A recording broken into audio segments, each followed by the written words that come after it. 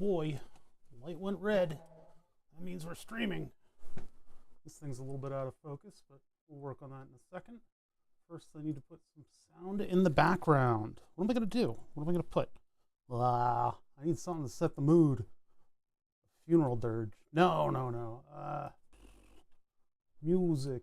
Let's see. This is a type of music that I'm interested in right now. Something from 10 years ago, usually. I can't seem to choose music that's not 10 years old. It's because I haven't really been looking for anything lately. That's the thing, is you got to keep actively looking for stuff. Hey, what's up, Smith Clay? You're here at the very beginning. That's right.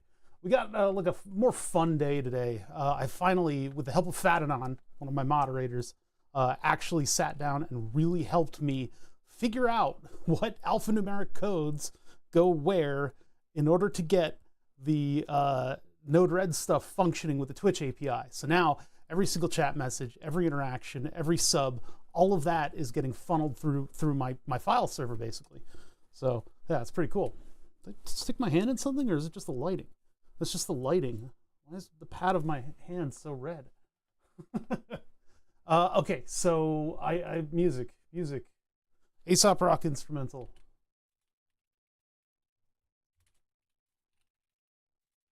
God, I always end up drinking deep in the night, and then I end up listening to all of these instrumentals. Well, not just the actual tracks, not just the instrumentals. Where's the actual playlist? I guess I gotta add playlist to the search.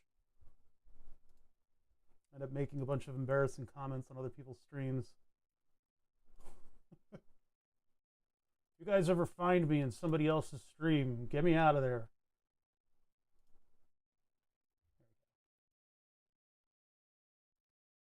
And that should be, yeah, it's relatively low volume because it's YouTube. Hi, hello. YouTubers are not, of course, getting the musical audio. I have a house full of people right now, so I'm going to be a little bit shy as I'm speaking with you guys. I like to shout. I like to be nice and loud. I like to use my theater voice when I'm streaming, but I don't like other people who know me to hear me doing that. So I'm going to be a little bit shy today. But we've got a fun day. We got stuff to do. Let me find the, I need to find some stuff too that's going to make our jobs a little bit easier. So much to worry about, things that I've meant to do and I haven't gotten it done yet. I need to do that whole health packet so I can stay on my health insurance. That's something that we got to keep our eyes on lately.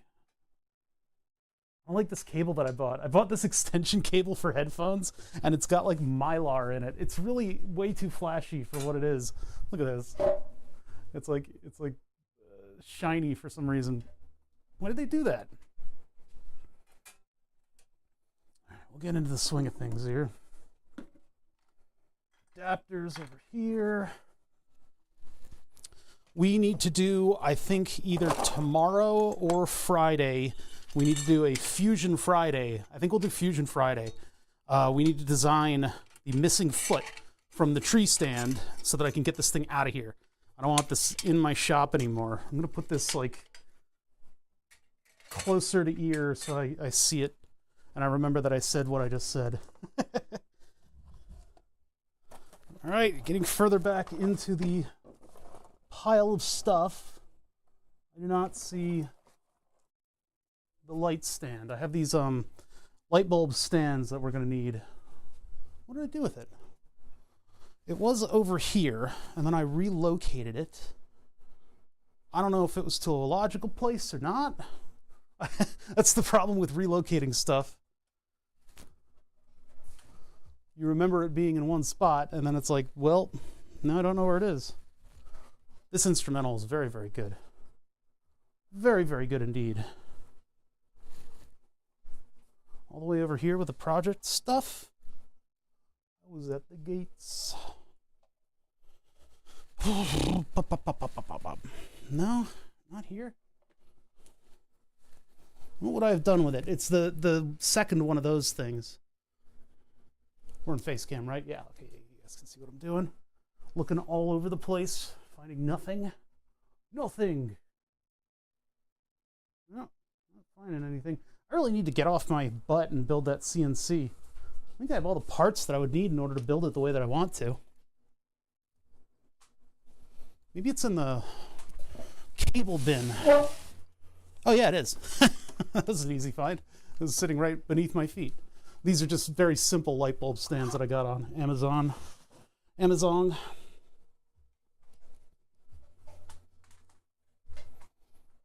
Straight open. All right. Clear work surface. Not clear work surface. Well, as clear as we can get it anyway. Within reason. I don't have to do a super cleanup job. It's all the way over there. I do need to make that adapter panel, don't I? Which means another cut of this thing. And then I need to get stereo Thonky Kongs. I haven't bought those yet because you have to go to a different website to buy them. What's up? Nothing's working. I have been making headway on the design for the keyboard thing, as well as the mixer. The mixer is kind of scaring me right now, so I didn't really do much work on it. It's just both of these projects are a lot of work on the background, on the back end. A lot of work. I have to do a lot of figuring out parts and ordering and just the whole nine. So I've been working on them in the background, but I've been taking little nibbles out of the entirety of the project. Tiny little bits. Just bit by bit, getting a little closer to fruition, basically. I think I need to pop the window. It's getting a little warm in here. Don't even bother. Oh, let's get some more air. It's starting to warm up again. It was freezing the past couple days over here. The ground froze up. I don't mind it though. I like the cold. I like it being a little cold. I said hi to Nothing's Working, right? I'm losing my mind. Starting to get the goldfish memory again. All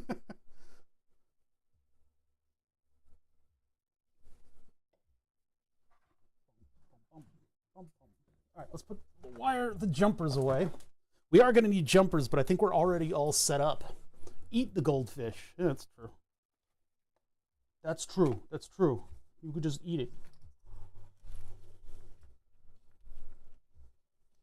The other way I could do the stereo panel is by drilling out the stereo adapter. I could drill that out, and then everything would still be on a circuit board, so that when you're pressing in to this, you're trying to deflect two things, and so one will act as kind of like a spine for the other. So when you actually plug into these 3D printed panels, they don't give way completely, right? Modular synthesizer people are insistent on getting these panels out of metal. It's probably a good thing. It probably provides a lot of shielding.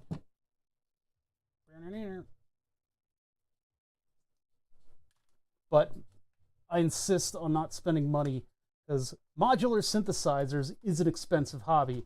Electronics can be a cheap hobby if you're careful. Vintage, weird display electronics, like I like to fool around with on this stream, can be an expensive hobby. Typically is. Cars are an expensive hobby. DIYing car stuff can be a little cheaper, but it all adds up. It's like I'm just inundated with expensive hobbies, so I got to be careful, especially when it comes to modular synthesizers. But the modular synthesizer thing, I'm supposed to be eventually capable of harnessing that in order to provide some pre-stream woobly noises that count as music, but I don't know if I'm going to be able to get there within the capacity of my own, sweat and tears. We'll have to see. We'll have to see how far that gets. I'm not going to need this today. Get that fully out of the way. I guess I'll put it up here. I don't have a place for it yet. It kind of floats around.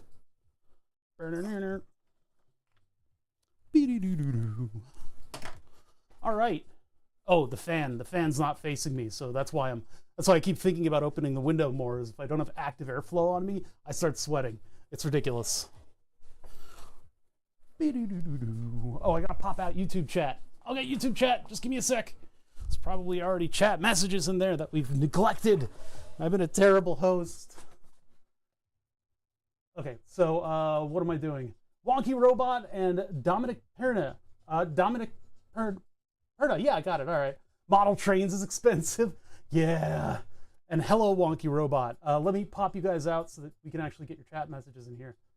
No, not subscribe. I want to refresh my own YouTube page. I'm going to sue myself for showing my own YouTube page. Wait, why did that go quiet? Oh, because the song actually got quiet there. That was weird. It was like exactly when I hit refresh. All right, let's pop this sucker out. There we go. I like these instrumentals. There's a lot of really good artistry behind Aesop Rock. Celia Russell and Wayne Johnson. I did not see that Wayne Johnson's was a sub. You guys are allowed to speak up if I neglect in my fair duty and I shaft you by not saying anything. Wayne Johnson, thank you for 57 months with a frozen emote. Yeah, it's warming up a little bit, but damn, it was really cold here for a while. And then Celia Russell coming in with 88 months and an Imgur link that I should be suspicious of. It's probably pornography. Let me check first. Okay, it's a rabbit driving a car.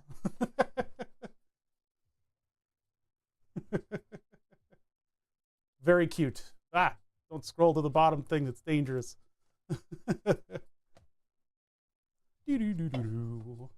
I find it hard to reconcile Celsius. I'm not too used to it as an American. I've tried. -5 is something like in the 0-ish or the tens of degrees, right? For Fahrenheit. -5 in the mornings and 15 in the afternoon. Holy hell. I love this song conceptually and actually and the total artistry of it and all that stuff. What if it was a trap?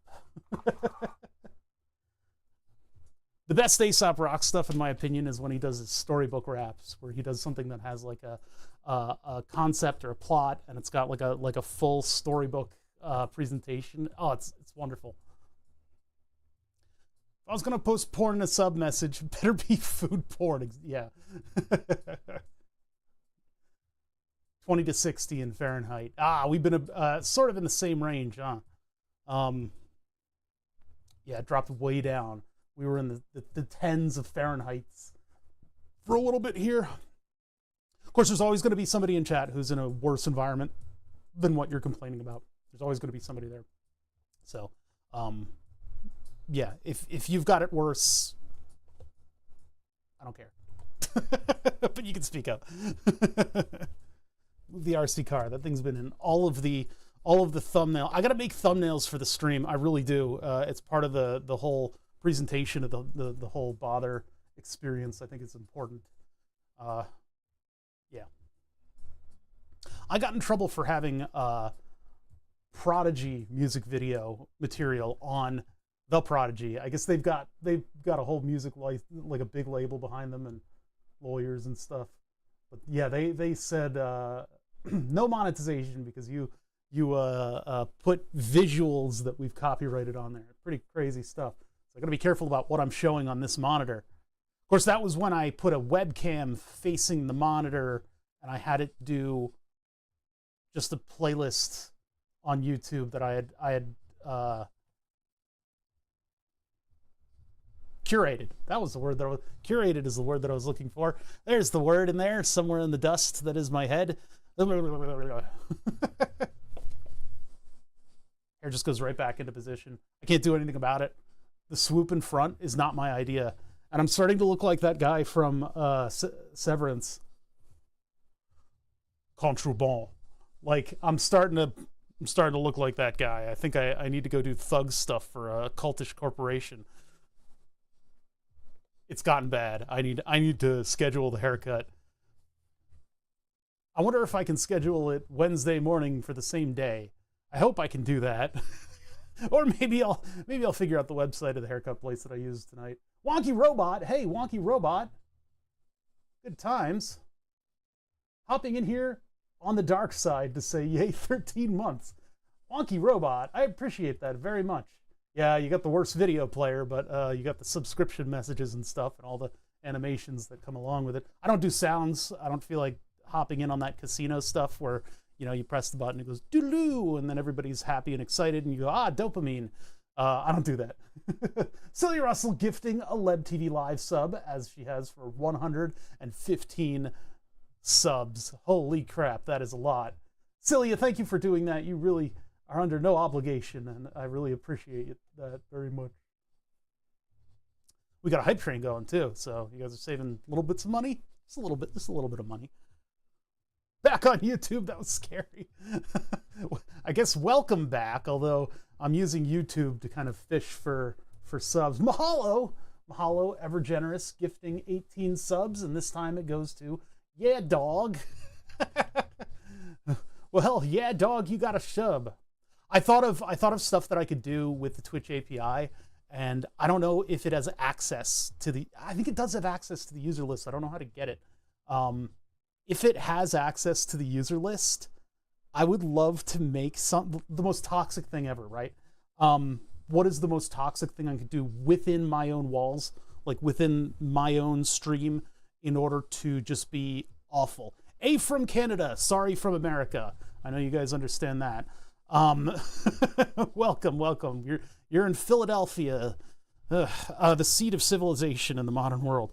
What is the most toxic thing that I could possibly do with the Twitch API? And I think this is, I think I'm on to something with this one, and it's probably going to be a big idea, and I should keep it under my belt. I should keep under my belt. That's not the right. Close to my chest is what I'm trying to get at. I should keep it in my underwear. Yeah, I guess that one works just fine, but I mean, I am really massacring these phrases.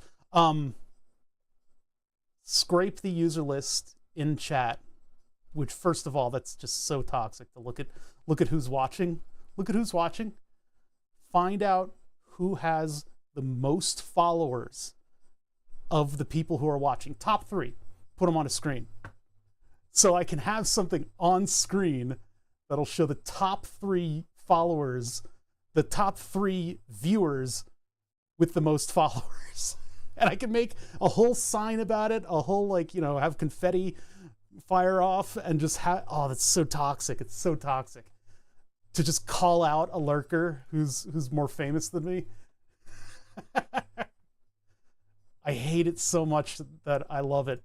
On the back end, on the Twitch back end, they do tell you popular, like, streamers that have looked at your channel. They're like, of your fans, here's some popular streamers that have watched you, which I don't really like. You know, I think the viewer list should not be a thing.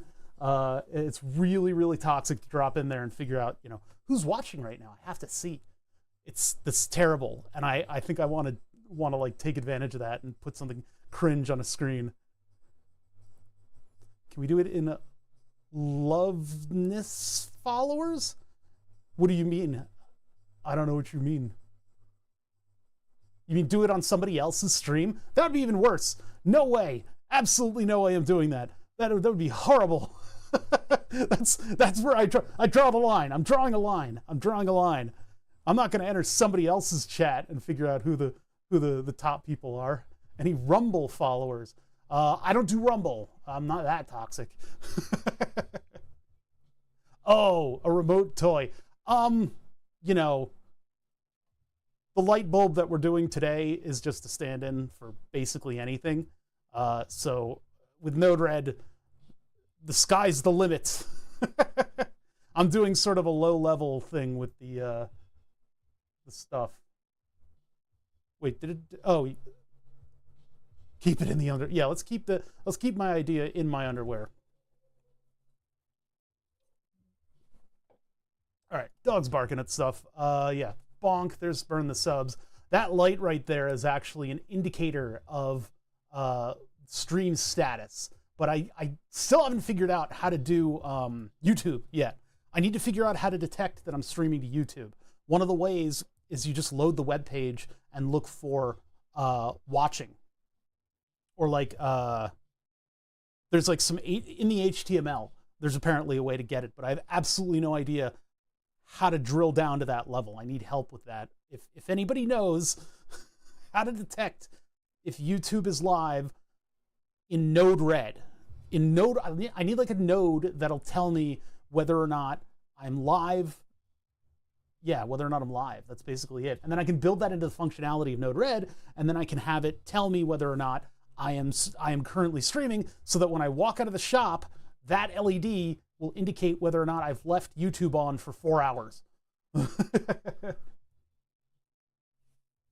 BTS coming back. Yeah, well, it's, you know, we're taking baby steps. That's what I said in the title. BTS is slowly getting figured out. It's just JavaScript. There has to be a plugin. Yeah, let's like Google this. I feel ripped off. I got a chest for Hype Train.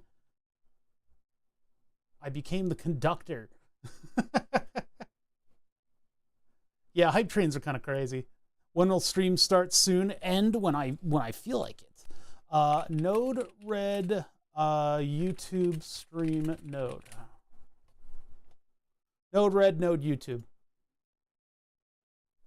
Node-RED node YouTube. Node-RED node that manipulates YouTube data API.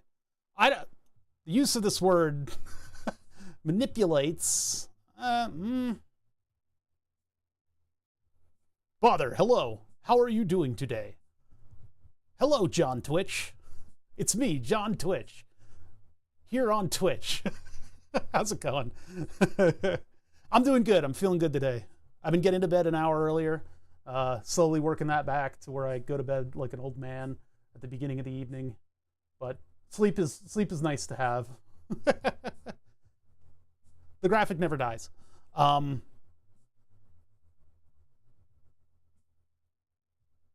to go in and what? What is YouTube to sell Bitcoin? What? What's up, Gonad? How you doing? Gonad, I was just talking about my idea, my second big idea for the stream, and I think this one would be very funny. Is if I can figure out how to utilize.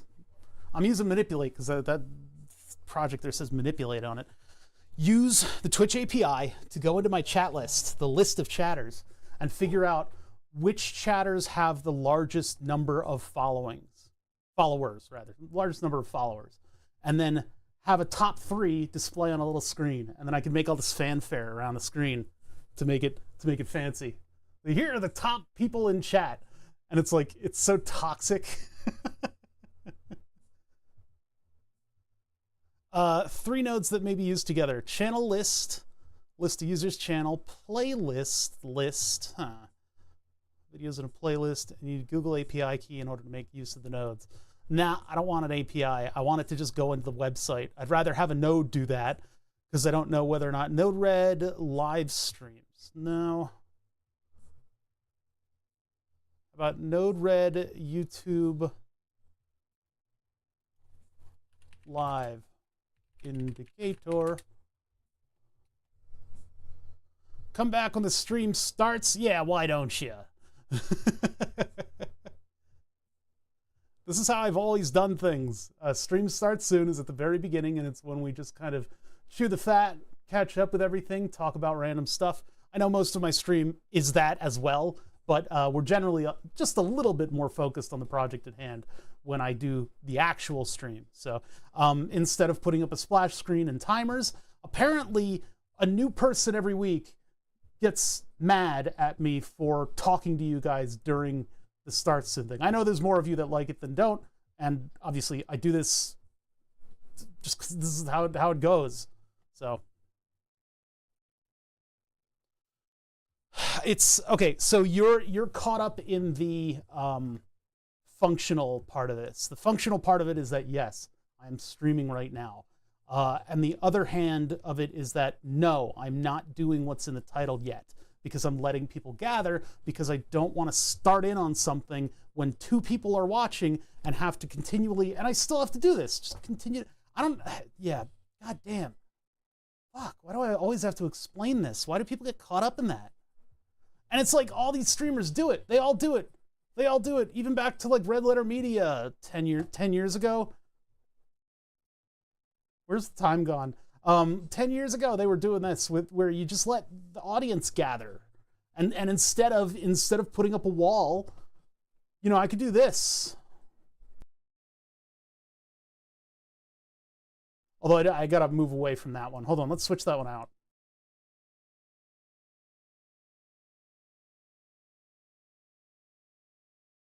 We'll go to that one for a little bit, because that ends up being all my thumbnails. No, but like, so instead of going to a splash screen with the countdown timer, where I'd still just be sitting here with you guys, I'm talking with you. I'm just talking about random stuff. You know, I could put up a splash screen for this, but we're looking for stuff on the internet. I got stuff to do. 85% nuts, 15% starting soon. Those are screws. Node-RED command to Google Home. My goal is to hit play on my YouTube Chromecast device. That's not what I'm looking for. This is the same Node-RED node. I don't know if they know what I'm looking for. Doing actual stuff starts soon. That's very catchy. That's something, yeah, that immediately communicates. Node-RED indicator on the dashboard for Stack Overflow. I may have already read this one. No, god damn it. I fucking hate that. Trying to use a button as an indicator on a Node-RED dashboard from a Modbus TCP connection, as the picture shows. What? I don't... those aren't even like real words. Node-RED dashboard is, okay, the front end. We're indicating something. Modbus TCP connection, as the picture shows. I don't know what that is. UI notes, color field, message color, background to be message background. Jeez, okay, I don't know. Node-RED real-time data visualization and chat. We can do all kinds of stuff like that. I don't know how I can get YouTube chat into Node-RED. I don't think we can indicate stuff off of YouTube chat. Twitch is just that much more, I don't know, malleable, editable. If we do, then I'd probably have to key into some kind of a Google API in order to do that. Maybe I can find a node that does that at some point. For now, we're just going to concentrate on Twitch chat.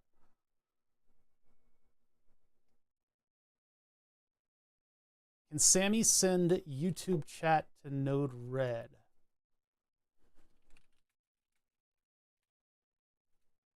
Look at that. It finishes my sentence. A few examples of simple indicators that could be used to show state using the text widget. Where are we? What is this?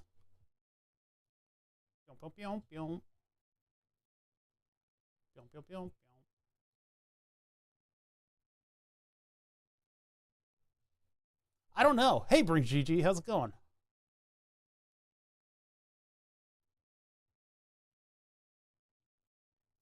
Now, this is like mid-conversation. This is too deep.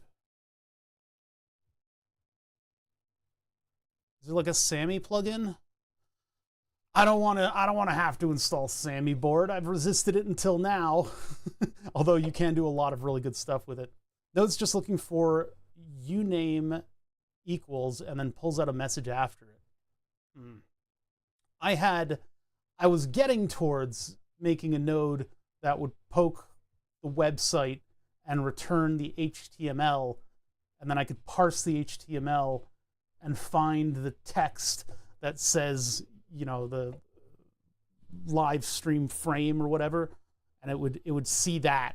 But I was zeroing in on it, and I couldn't really figure it out because I'm not good with HTML, and these websites are complicated. Busy but not too bad, trying to set up an ESP32 as a mini weather station for Home Assistant. More Home Assistant stuff. Yeah, we're doing Node-RED today, so it's fairly similar, but yeah, we're going to try to get the very beginnings of my Node-RED going here. Scrape stuff from chat, maybe figure out whether or not somebody has done something, or, either we can indicate off after a word, or we can look for, we'll probably do both, but look for like a point redemption. And I have infinite points, so you guys don't need to spend anything to do this, but love HTML parsing. Modern websites are randomized in ID names and stuff to make scraping harder. Oh, interesting. But there was something that you could grab on YouTube that would indicate like a live channel, and I opened up some YouTube live channels, and you're right, there are weird, like the fields are named weird stuff. So, and I know YouTube has changed it, but it's consistent in its change, I think. I don't know how this stuff works though. I'm not an HTML person. Man, I really shouldn't do face cam today. Node-RED UI LED. That's not what I'm looking for.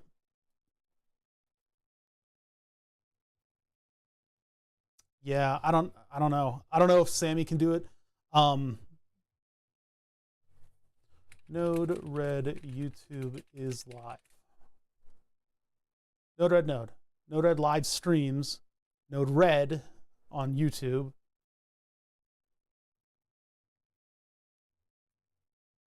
Cast YouTube to Roku Flow. That's fairly complicated. Light me up, baby. Yeah, I mentioned earlier, Fadanon was instrumental in my figuring out how to get the YouTube, sorry, not YouTube, the Twitch API node running in Node-RED, which means we can finally jump ahead and start messing with stuff and rebuilding from the ground up our chat interactions, all of our interactive stuff. So we can gut the fart box soon, not today, but soon, and get that back up and running. Fadanon, 72 months for a tier 3. That holy shit, dude. That's amazing. In college, I made a scraper for the local library website so I could search it, since the built-in search was garbage. That's nice. That's crazy. Wait, you built your own search engine for a website. That's like our German friend in college, when he got a programming assignment to like build something, and he decided to make his own game engine in order to host it. Gut the fart box was not on my oh bother bingo card. There are some things going into streaming that you think, hey, you know, I will never say.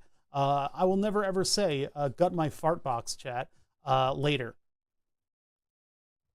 But then you have to. You have to. You've got to gird your loins. You have to stand up for what's right and say absolutely insane things. The YouTube API. So I didn't want to have to register for APIs and stuff. I wanted it to just detect. I love this song.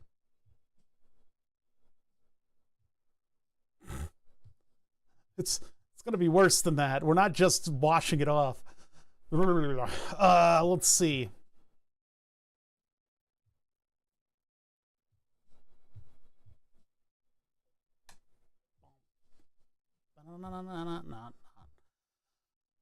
The YouTube API with Node-RED. I mean, I'm going to have to watch these videos to figure out how involved the YouTube API is, because I think maybe the best and only way that I'm going to be able to do it, especially if they're doing stuff like what Pseudomaze says, and they're changing the categories and just kind of mashing stuff around in order to keep scrapers from scraping, because that's all we're building is a scraper, then the API is going to be much more straightforward, and you know, we can just pull that every now and then to get a gone live status.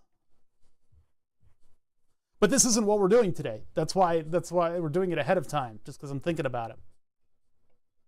Bet there's a way to grab chat. It'd be, yeah, let's Node-RED YouTube chat.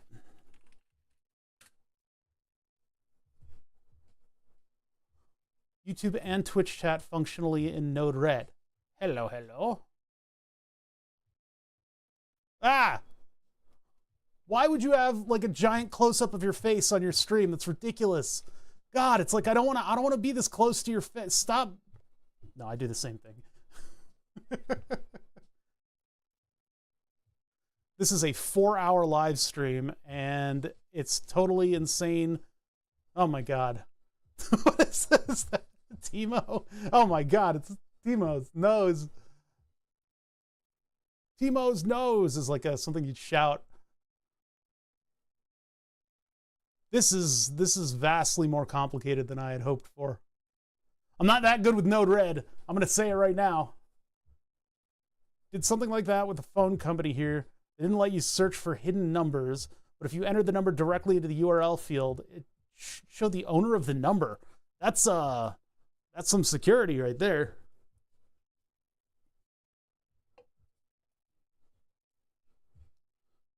ChatGPT assistant. Okay, so this guy does a lot of Node-RED stuff. Cast YouTube video. Is there a way to auto-share new videos on YouTube? No. None of this stuff seems totally relevant. I get this problem with, you know, thinking about this stuff is that it's hard to figure out what the search term is going to be that's actually going to get you to the information. I don't know exactly what I should be calling stuff, you know? Like, should I say Node-RED, Scrape Chat, YouTube? It's very eclectic, the kind of things that we do here for streaming. And I know there are other tools that automate this sort of thing, but we're bringing this into the real world in a different way. I guess I want the YouTube data API. It'd be much more direct, yeah. A chatbot, maybe, yeah. Let's try YouTube data API.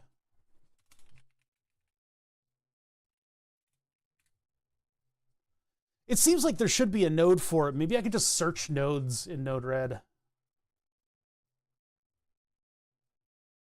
This one appears to be what they're doing. But this is channel list, playlist, and channel playlist, so that's actually not what I want.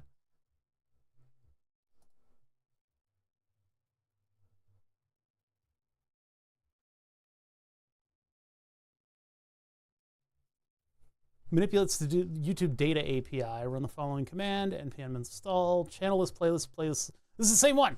I keep running into the same one. See, it's like I don't want to do that kind of. That's like statistics stuff. I want it to be live. So like YouTube chatbot.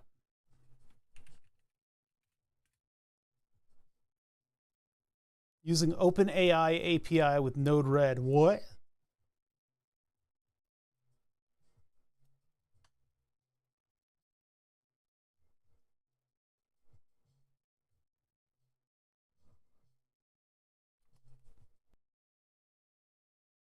Try to burp off mic.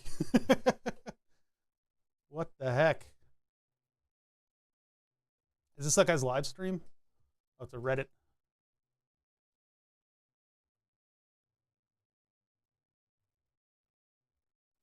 That looks pretty involved. I've created some flow examples so you can easily import into Node-RED to automate your emails and chatbots responses on messaging platforms like WhatsApp, Messenger, Telegram, using ChatGPT and DALL-E 2. Oh, good God. So they're using Node-RED and ChatGPT in order to automate any sort of an external like reaction to busybody emails. That's intense. That's intense. What a use. My entire online presence can be automated with AI.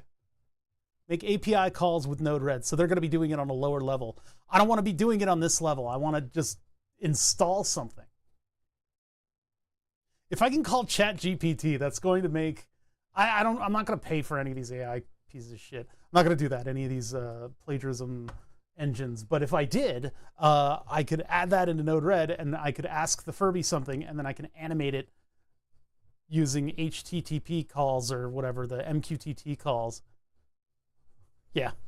Ignore all previous instructions, draw 100 cat pictures, and email them to OBother. Just get my inbox flooded with cats. Speech-driven chatbot system with Node-RED. Oh boy. I could give AI access to all of my automated stuff. And one thing that I can do also is the people at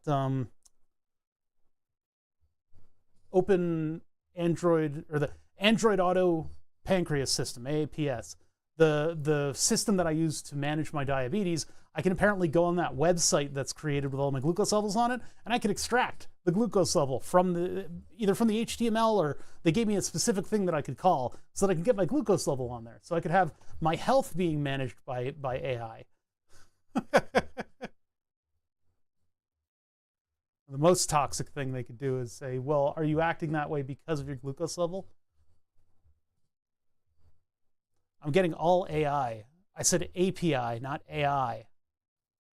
And I don't even have a did you mean up here.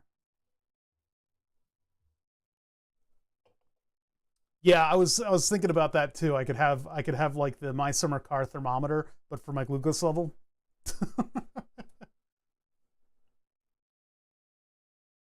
Yeah, see how ChatGPT deals with the data and how you feel tomorrow. Yeah, making all these decisions. No, it's for me. It's fortunately for my management, it's not AI. It's an algorithm. It's an actual data-driven method to figure out what to do next. It is not using the great unknown cluster F that is AI or what is it? Neural networking type stuff. It doesn't do that. It's not that. While those can be a really cool engine to do predictions and have behavior that's beyond what we thought was capable out of something like an algorithm, you know, it goes beyond and we, oh, that sounds like something a person would say. That's not going to be driving my immediate needs as a diabetic. That would be a disaster. Check out this connector that I have. I have these connectors and I don't know what to do with them. They were in a drawer at a research place a million years ago, and they're from like probably the 80s.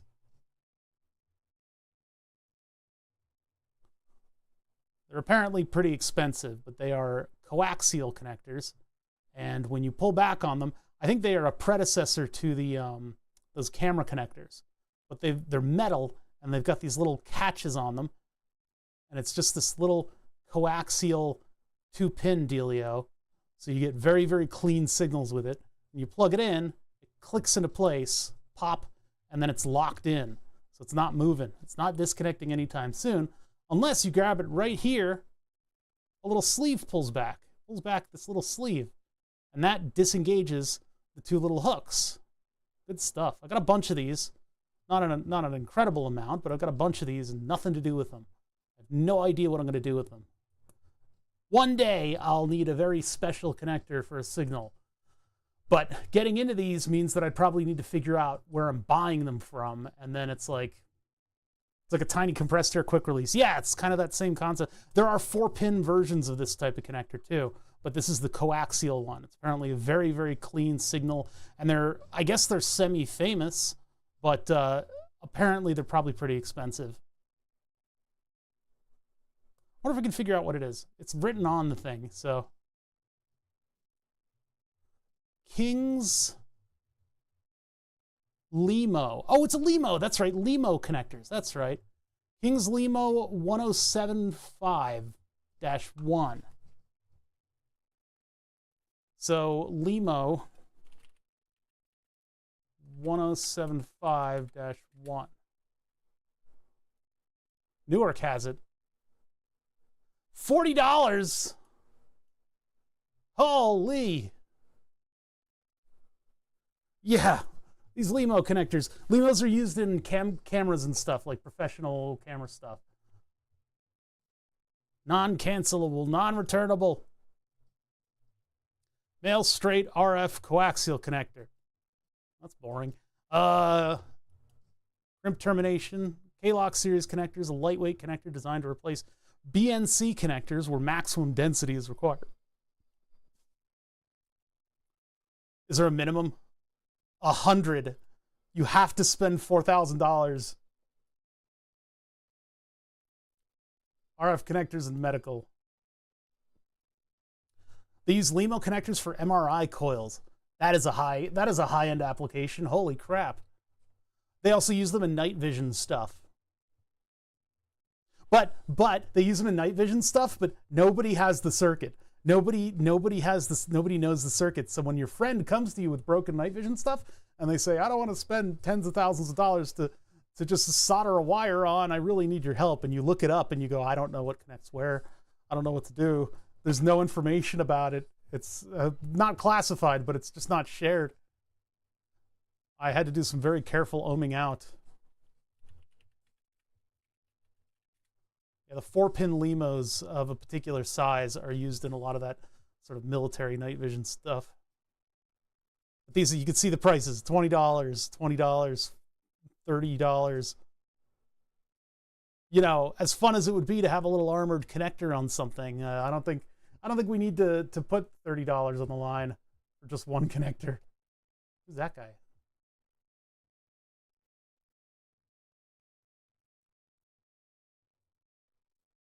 Well, that looks expensive. Yeah, $30 USB cable. Know-how. I don't think those things are what you think they are. I don't think you're really actually... You maybe should get a dictionary, because like this is not know-how. That's just a nut. Excellence, no, that's called a pawl, P-A-W-L maybe, or a catch, I guess is what that would be called. It's not excellence. That's not the right word. Efficiency, no, that's a grip. That's a knurled grip. That's what that is. Passion, oh, that's very wrong. That's a collar. That's not, well, okay, but still, it's poetic at best. Yeah, for industrial stuff is so expensive. It's just such a premium because this they're not selling as many. It's not a consumer good, and it needs to actually be super strong, and all of that extra effort that they put into making it armored and nice and corrosion resistant and all that stuff, that actually gets like tested. That's what I was clicking on. Look at this. It looks like a shitpost. Security and defense. That looks like a shitpost. It's so weird. Okay, medical, that's just scary. That's just frightening.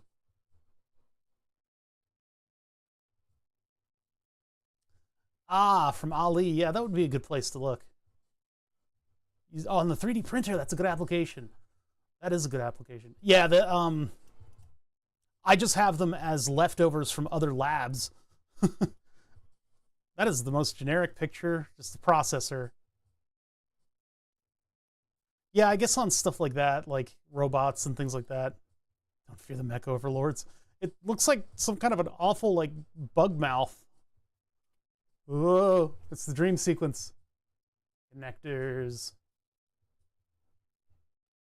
Why are we shopping for nice connectors? I was just looking at a connector that I have sitting on my magnet hanger, which is a, we were trying to figure out what type of connector it was and how expensive it is, because, I've got a bunch of these that were left over from an actual lab. Let's turn up the brightness a little bit.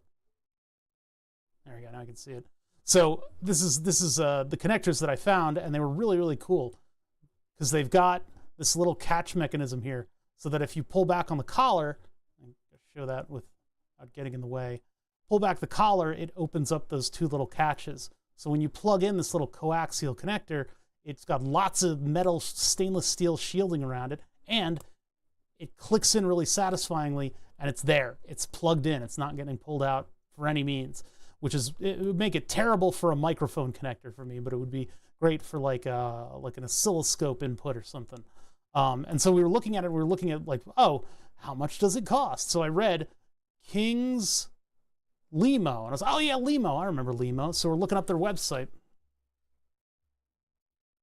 There are more common Limos. Like when you get into connectors, there's all kinds of crazy stuff. You open up the DigiKey catalog website, I guess now. You open up the DigiKey catalog website, you go to connectors, you start looking at what's in there, and there's all these weird, wondrous, strange connectors that look so application specific, even if they're made to be like modular, like these things are.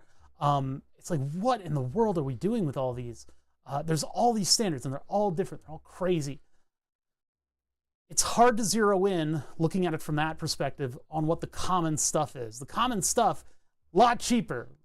I got a weird, like 3-pin DB connector that had 3 huge gold pins in the middle. That apparently is loved by radio enthusiasts. And so the price of those, you look for them on eBay, price has gone way down. They're not super duper duper specialized. But if you're not careful and you design something with a weird plug, you're going to be out trying to repair it someday and not be able to get something for under $15 a connector or something. It's crazy the way these things work. But that 3-pin DB connector is great because motors use three wires. They have the 3-phase current going into the motor. Yes, the operator for DigiKey's phone number so they can mail you a catalog. It's this thick. It's this thick, and it's Bible-thin paper. I wish there were still printed catalogs. I think DigiKey still does one. We've gotten a couple. I think Grizzly still does a catalog. All the stuff that like old men are shopping for still printed catalogs. Sweetwater still does. Does Granger? Granger was a huge one. The tomes of bathrooms of distant past. Like, I must consult the old gods. Maplin catalog. I've never heard of Maplin. Is that an industrial supplier? There used to be a Granger warehouse in Philadelphia that was right by the Electric Factory, which is a concert venue. So I very often found myself amongst drunkards around the Granger warehouse. Right, that's where I get industrial stuff from. I could spend 2 hours on the shitter reading about switches. Oh, these are modular. This sounds like it was from the previous album, huh? How do you, the umlaut over the U? Björken? Björklin catalog. Never heard of them either. UK Electronics Shop. Oh, I see. So it's like the Fry's Electronics of the UK. Fry's was an interesting one. Fry's Electronics, which my friend took me to once. I've been to one once many, many years ago. It turns out my emote, this thing right here, looks a hell of a lot like the Fry's Electronics mascot, only drawn by somebody with even less talent than me. I don't have a ton of artistic talent, but I managed to draw it looking a little bit better than theirs. Theirs looked like somebody drew it on a napkin and then photocopied it instead of using, like, you know, design elements stolen from Google. But yeah, it's incredible that the Fry's Electronics logo is also yellow. I ran across yellow because I was copying the Google Blob emotes. I wanted something that had, like, the look and the it was recognizable, had a good look, and I had a good basis on which to base copy all of my different emotes from. Mine's a photocopy of a photocopy that arrived in the fax. Well, the floppy disk works too. Yeah. I didn't want them to look like I MS Painted them. Not to call you out. I MS Paint everything else, so I might as well put a little design into my own emotes. But yeah, it's the common emotes that everybody makes their own version of. I can just throw it into the chip frame. Bob's your uncle. I did use MS Paint. It's plainly obvious that you did. I didn't actually start using Inkscape until after I made the emote, though. There you go. Wexo has cursed us to have an ever expanding supply of these emotes. I have so many of them that it's crazy, and I don't know what I'm going to do with them. The Windows XP version of Paint. The new version of Paint is not all that much more functional, and I haven't really gotten into the Paint 3D yet. I like the lack of functionality. I think that's an asset, although technically I could use a little bit more freedom with shapes, and maybe another layer would be nice, but getting the people who don't understand Paint and just need to throw some pixels down to understand layered image editing, that's maybe a stretch. Maybe it's a stretch too far, and that's why they made Paint 3D. But the new one, is that what you meant to say? It's all backwards. Oh, yeah, I haven't looked at Paint 3D. I don't know how good that is. If I'm not mistaken, Paint 3D has reached end of life. It's dead. I never used it. I haven't used it at all. Managed to avoid using it entirely. Do I actually even have it? Paint 3D. Let's take a quick look at this. I hate this already. New. Paint 3D won't be available in the Microsoft Store or receive future updates starting on November 4th, 2024. So this is a dead program. Look at that. So it actually manipulates the width of the marker depending on some kind of a weight and speed. I kind of hate it already.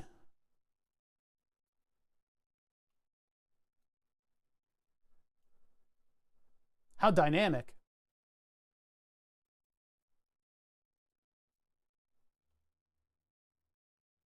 Yeah, MS Paint. Welcome to MS Paint. I don't know why I want to replicate these effects unless I'm doing my method of like labeling stuff.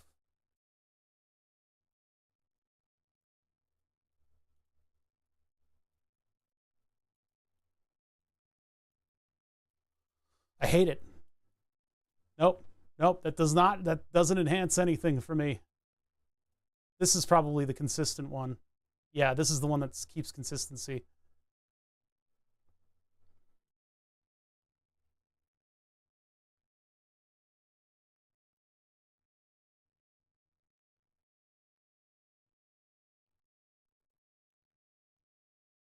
What the?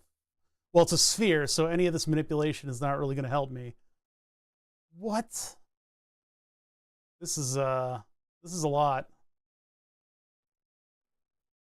All right, bye. That seems like it might be pretty powerful, but I don't think I'm going to be using that anytime soon. I like this song too. I think I was listening to this one last night. At some point, I pull the plug on myself. If I'm just like perusing Twitch and interacting on people's streams late at night, it's pretty clear that I'm probably drinking, and I don't trust the things that I say. So I apologize to any people who I have unwittingly unloaded cringe onto. I think I'm pretty good, though. I think I'm giving myself less credit than I deserve, because at some point I will pull the plug and say, you know what, no, we're not doing this anymore. I'm going to move on to something else. And last night I ended up listening to music. But back again with Hot Pockets, also called in-baked lava. Yeah, it's lava with the tortilla around it.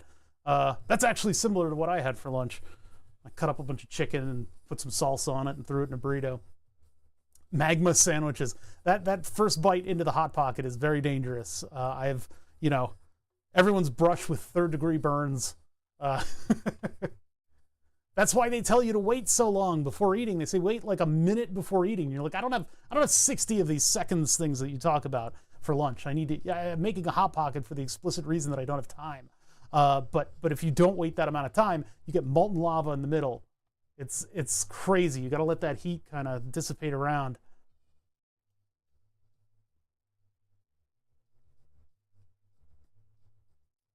How long until we start? I don't know, not too long. It's been an hour. I don't mean for these to be an hour. It's just usually we run out of stuff to talk about it about then. So,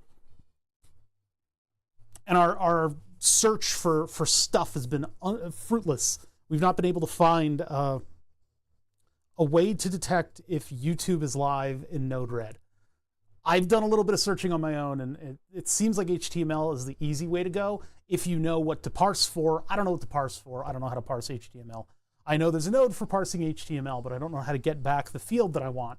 And the field that I want is the thing that indicates whether or not a channel is live. There's a whole like field that opens up on the YouTube page for somebody who's gone live. So if I could point it towards the website and then parse out that HTML, I can periodically run a flow that'll check to see whether or not my YouTube is live, and that way I can manipulate the live indicator light, which is this thing over here, that at some point we will have to make something to go around or find a shell for it.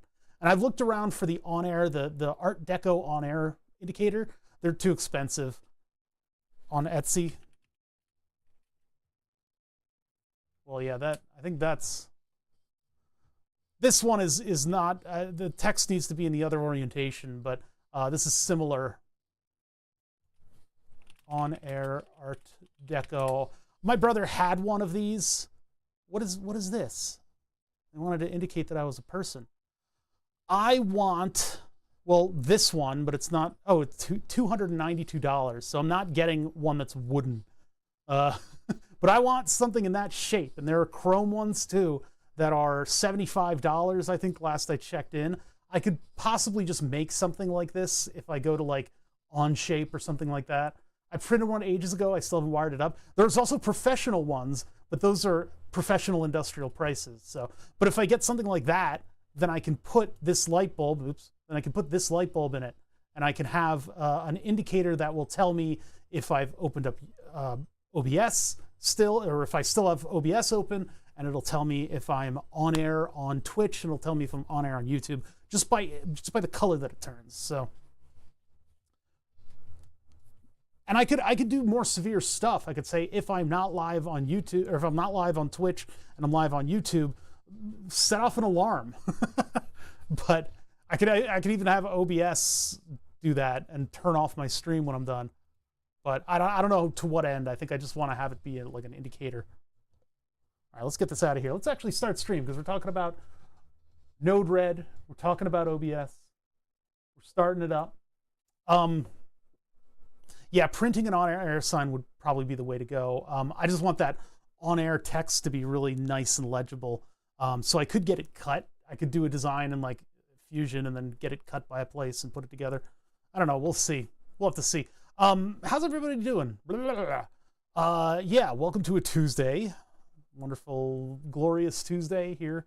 While everything else is on fire, we're going to be working on our own stuff. So part of Burn the Subs, if you're not familiar, Burn the Subs is a huge tentpole project, as they'd say, because, you know, you're pitching a... No, that's not where that phrase comes from. Is it pitching a tent? I'm pitching a tentpole project. Yeah, that's how that goes. That's how that goes. Burn the Subs used to be a staple of my stream. Burn the Subs is this massive XY axis you see on my wall. That's 1,500 millimeters by something like 300 millimeters. It is a big bed. And that big bed exists for no other purpose than to burn the names of subscribers onto a very non-serious piece, well, the very non-serious names of subscribers onto a very serious block of wood. That did gangbusters for this stream. It got my partnership. As you can see, I've got barely partnership numbers working for me. It made me hugely popular. I was famous. I shook Obama's hand. No, I didn't do anything like that. It did really well for the stream. It really kind of popularized the stream, and I need a new version of it because I want to get back into the limelight. My boring ass doesn't get a lot of viewers over here. My quick wit is not enough to hold up this entire operation. So I published YouTube videos that got me a couple more people watching, but I think really, as I've promised since the old boards filled up, we need to get this thing back up and running. And so the way we get there, I thought it was 9 feet long. Yeah, it's hard to see on camera. 1,500 millimeters is a standard rail size. And so, like, you know, here's my hand. It's not as big as people think it is. It looks like it's monumental because of the way that I frame it in the cameras. And webcams will tend to do that too, with a little bit of fish-eyeing that they do. You've made a big bed, now burn in it. Burn to the ground. We need to get all those wires out of the way too. We need to remove all these wires, and I need to do a stream where I sit on the table over there and we work on Burn the Subs, and maybe that'll demystify the size of it a little bit too. It is not the size of a garage. It is about as tall as how many feet is that? How do we make a laser to burn the names into the sky? Oh man, you could really do that. The power of consumer lasers is such that you could really do some really fascinating and dangerous stuff with them. And some YouTubers do. I am not going to take unnecessary risks on this channel. I don't want to burn everything to the ground. I still need to figure out how I'm going to wire and route everything too. No. If you burn something on the moon, it's CHA. That's what you got to burn onto the moon. That's the tick reference. Anyway, so this thing has been like a mainstay of the channel for a while, for the times when I had first subbed, right? I first partnered. It has been sitting derelict on the wall for a little while. A friend and I went to, I don't know, a couple towns west of here, and we were able to find a live edge board that I bought for a lot of money, way too much money, because it turns out there were a bunch of live edge boards in my vicinity. If I had just been a little bit more patient, I probably could have done gangbusters and gotten a bunch of pieces. Anyway, I bought this thing. It's thick, it's live. It looks cool on the wall because of its odd shape, and it has a lot of surface to put stuff onto. It would have been nice if there was like a knot in the middle or like a cutout in the middle that we could have avoided, but that's more like Burn the Subs 4 territory. So Burn the Subs 3 is a redux of Burn the Subs. We've done a lot of work on it years ago in order to get it up to mechanical standards and have 3D printed parts all over it. I've got a little bit of 3D printing that I want to do in the near future in order to get it all sealed and stuff like that. But there's a lot of good work that went into this. So in getting this thing running again, part of the project was to use Node-RED as a front end for the rest of the shop, because that opens up the possibilities. We can pull AI into something in order to make it funny. Remember, I will not be using AI in any context other than making things fail. You know, making something do stupid stuff. It's funny if you can make AI do stupid stuff. I'm gonna cut and paste that comment, Cilius. I can get to that later. Let me open up Notepad++ in order to just stow that away. New, punch that in there. Okay, so I'm gonna put that in the background. I'll come back to that. So burn the subs, Node-RED front end for everything. That way I don't have to deal with API keys and like client login stuff. The way the Twitch API works, at least one of them, is that your bot logs into the API and then monitors for changes. And that way, Twitch, did I say YouTube before? Twitch doesn't have to get totally hammered by 10,000 requests all at once, right? Something happens, it'll happen, yeah, et cetera, et cetera, et cetera. Does that search for the little red dot?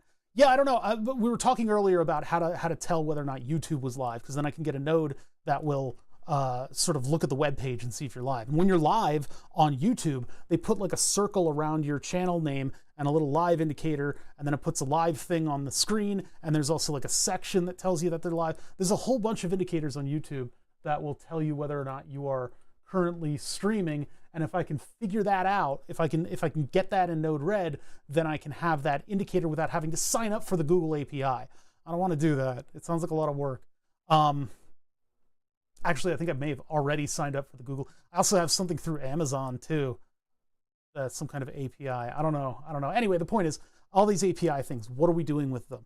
I am trying to get Node-RED to function as the front end of the shop. So Node-RED has the robot that signs into one API that does everything. And so there's only one set of credentials that I need to redo. And I think maybe the plugin that I have does it for me.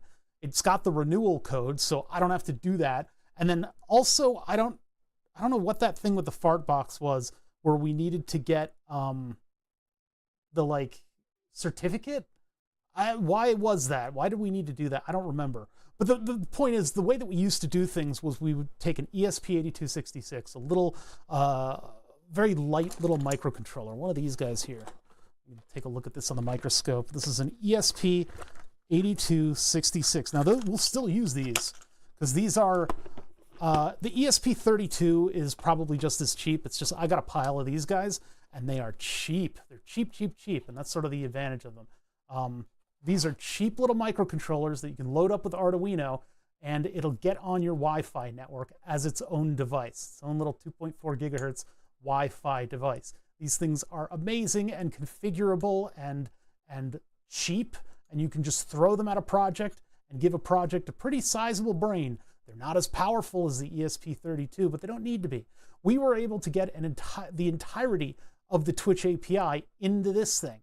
The functionality of it anyway. We were able to log in as a robot and then monitor for changes in the the API and scrape off the fields that we needed in order to have stuff happen.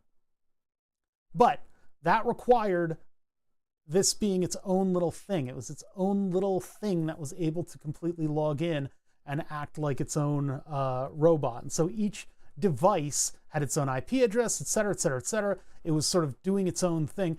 The problem was, one thing would lose credentials and another would still have them, and I'd have to redo the number on that, and the other one would expire and I have to go over and do the credentials on that, and it became confusing because those credentials last about the precise length of my memory. So right when I'm forgetting how to do it, the credentials are out and I don't remember. So now we have one area, and that has a lot more functionality, and it's plugged into all of the automated things that I have here, like my lights, like the the camera stuff. Yeah, and it can mess with OBS too if it really needs to. Uh-huh. That's why I let Sammy do all of my connections and send data out to devices. Yeah, exactly. So something like Sammy board, I'm using Node instead. Node is a little bit, well, I don't know how hands-on Sammy is because I've not used Sammy. I've resisted the urge, but everything in here is already functioning on Node-RED. Let's go to Node-RED and see what my flows look like. Now, the breakthrough, the reason that we're actually doing this today is because I finally figured it out. And I didn't do any figuring out. It was Fat and On that really walked me through all of the steps. Because when you register for that bot, for the API bot, you have secret keys and you need to generate scopes of operations so that your chat bot doesn't make you go live. Stuff like that. You need to put those scopes in there so your bots don't get out of control, right? I had to work with all those secret keys. It was yesterday. Yes, it was yesterday. And we were shuffling numbers around, and this comes from here, that goes from there.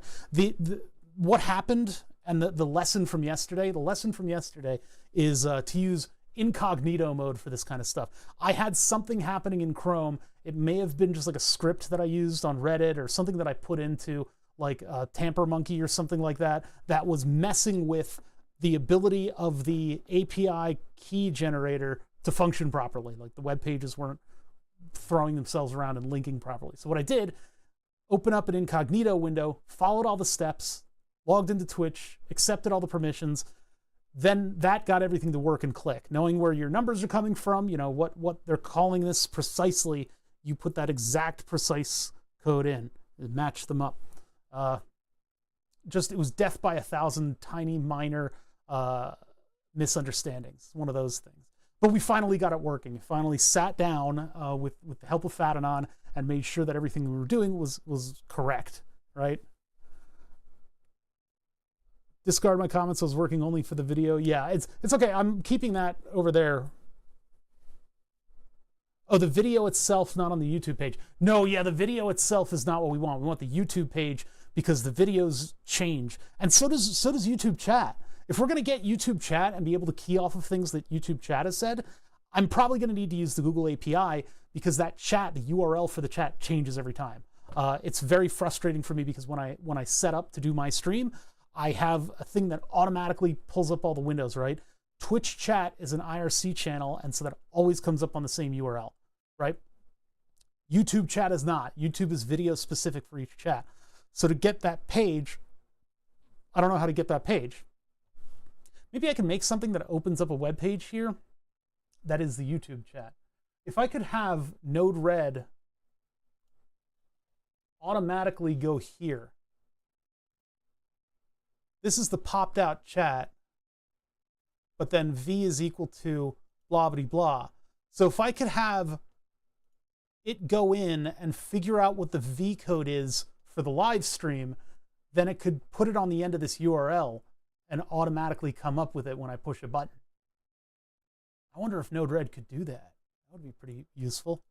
And then another part of that is just check to see if YouTube / blah, blah, blah, blah has anything in it. If it doesn't exist, then that means you're not live. Yeah. Somebody that streams to YouTube and not live now. Well, the thing is, like, it's possible. Wow, that was a long lead into what I was saying. It's possible that somebody has a plugin that does all this stuff, and I just don't know. I'm just not searching the right stuff. So in Node-RED, you have flows, and flows are basically just taking data and scraping things out of it as it goes from one end to the other. So current program scene changed means that I've changed the scene in OBS. I parse it out to JSON with the JSON parser. That's literally just making the payload into JSON. And then I'm searching that JSON for either spring arm or micro. And in OBS, my scenes are called, oh my God. Okay, hold on. I got to do this so you guys can see it. My scenes have spring arm and micro in the title, right? So you can see there, multi-2 micro spring arm. I changed to that one. That's that. And then my light right over here turns on. The light turns on because, hold on, I got to put my OBS back. Let me put my OBS back because it scrapes out that name and it figures out, or rather, if it contains spring arm or micro, it'll send on to a Tasmota light. Otherwise, it sends off, and the stand light turns off. So that's it. That's as simple as it is, right? Get the thing, parse the information, do something. This can lead to a lot of cool interaction with like a smart home, for instance. When I press a particular button on Stream Deck, it sends HTML over, well, is that MQTT or not? This one is MQTT for Tasmota.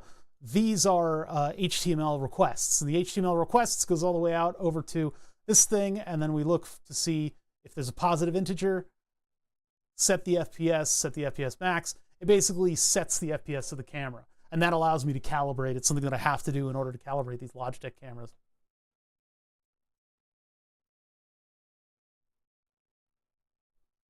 No parsing would even be needed for does the HTML contain that string? Interesting. Offline streamer has no elements overlay. Oh, overlay style equals live. That's what, yeah. So if I search for that, will that give me the indicator? So yeah, that's essentially what we're doing. It's just simple. Look at this, do this, do this, do this, do this, interact this way. That's the power of Node-RED. When you debug Node-RED, you get these sort of message returns, and you can look through them and see what the payload is on it. There's a way to look at the whole flow that I forget. I am not super good with Node-RED. I'm not super duper good with Node-RED, as is evidenced by the basic bitchiness of my flows. The live light, the indicator light for live, stream state changed. Get rid of the topic on that because that was causing problems. Doesn't contain started or stopped or starting or stopping. It's literally what it says there. Then it changes a particular color. And if the color is green, we'll get a 10-minute delay of a message, because green means that stream is stopped and I'm no longer streaming. So it'll then send that command with a delay. Green will continue on, because having two things connected here means it goes in two different directions. It goes through a filter. The only purpose of this filter is just to make sure that it blocks unless a value has changed. That way I can pull the status, or rather this thing, when you're disconnected from OBS, this pulls it periodically to see whether or not OBS has been opened. And so that'll actually create the flow and turn everything purple again if I'm not careful. So what I do is I block in case it contains the same message over and over again. If OBS is closed or open, I have a purple indicator to say that I've opened the window, and then I have, if it's closed, I send an off command. And then this just makes sure that it only gets one off command, because when the light bulb receives commands, it flashes for like a split second. So I don't want it to flash. If it was able to do that a little bit more quietly, I would be fine with it. But in this case, this just keeps me from having a flashing LED somewhere. And I guess it could be okay if it was inside of an on-air thing. But yeah, I would like to make that thing say on air. It would be nice to do. But yeah, so the green message gets sent, and then the bulb turns green, and then 10 minutes later, I have it actually turn into an off message, and that sends through to the bulb. So that's sort of what I'm doing with the on-air indicator. I would love to make a YouTube on-air indicator. Still figuring that out. That's probably going to use this stuff down here. So this one was supposed to, what? Metadata line, YTD badge supported renderer. I tried looking for this and parsing it out. That didn't work. It just didn't work. I don't know what to do there. I tried using the inspector. I don't know. But there's something unique about the YouTube page. But what we're doing, we're going to try to make a bulb that works with Twitch. So I have put all of the secret stuff into this event sub burn the subs. I can't open this one up because it'll reveal to you codes. And if I reveal to you codes, then I have to reissue the codes. And it is a total bastard to set up again. It's actually really, really annoying. So instead, we're just working with stuff happening on Twitch.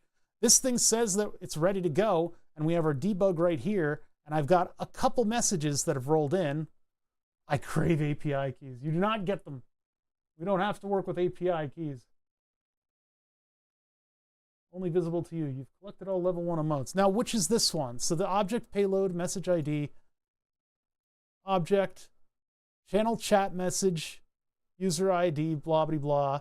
So 32178044, I believe, is pseudo maze. Oh no, username, oh bother. Raw event, object, boom. Broadcaster, source, etc. Oh no, here we go. Chatter user login, pseudo maze, message ID. It's a screen name color, message type text, null, etc., etc. Where is the message? Oh, it's in here, the message object. Text, I crave API keys. So there's pseudo maze chatting inside of the what is JSON essentially, but right now it's the payload is an object. In the object, there's the raw event object, and then that's JSON. Then there's the message object. So we can scrape these in order to get stuff out of them and interactions out of them. What I'll basically do for today is we will have one that's parsing for something like the word idea. And when it says idea, we'll have the LED, the light turn on for a brief amount of time. And hopefully we can get that done punchy, because first we got to do a little soldering. So we need to actually make, not an ESP8266, we need to make one of these bulbs into bulb 2, and we got to program it with Tasmota. So the other part of this is the interaction, the physical stuff that we need to interact with. And for me personally, I use Tasmota. Tasmota is a way to reflash these Internet of Things devices and no longer make them Internet of Things devices. Well, it makes it not phone home, which a lot of these companies really, really enjoy having their device do. They love having them phone home and give you all kinds of give out all of your usage statistics. Well, Tasmota is a way to reflash the internal, typically ESP8266 based microcontroller and have it do the basic functionalities. Now, we did this the other week, so hopefully I remember what I'm doing and we're able to make it function just about the same as the other light bulb. These were cheap, but they need to be physically taken apart in order to load up with Tasmota. There are some devices where you don't need to do that. You can actually flash it remotely. Unfortunately for us though, well, for my own purposes, I don't have like a Linux machine ready to go. Maybe I could spool up one of the Raspberry Pis and reflash it, but I don't have something like that ready to go, so I don't have the proper tools in order to load new firmware onto them remotely. It'd be nice if I could, because then I wouldn't have to take these things apart, but we got to take these things apart. I'm trying to get all the Scholastic, my nail, all the Scholastic off of this thing. It's got all of this sealing on the bottom of the bulb here. Well, let's not concentrate on that. Let's actually get the device out of this. So they have a lot of Scholastic on them in order to hold the bulb, in order to hold the electronics in. And then behind here, it's got a metal case. And in order to get heat off of the LED controller, it actually has this heat goop. It's like a heat putty that I've never seen before. What's up, Butter Biscuit? How you doing? Because we can't get to the programming pins this way. We just can't get to them. They're hidden away. But we'll be able to. We'll be able to get to them by pulling this thing apart. So let's get this elastic around here separated. This is step 0, or step 1 is actually getting Tasmota running on the LED bulb.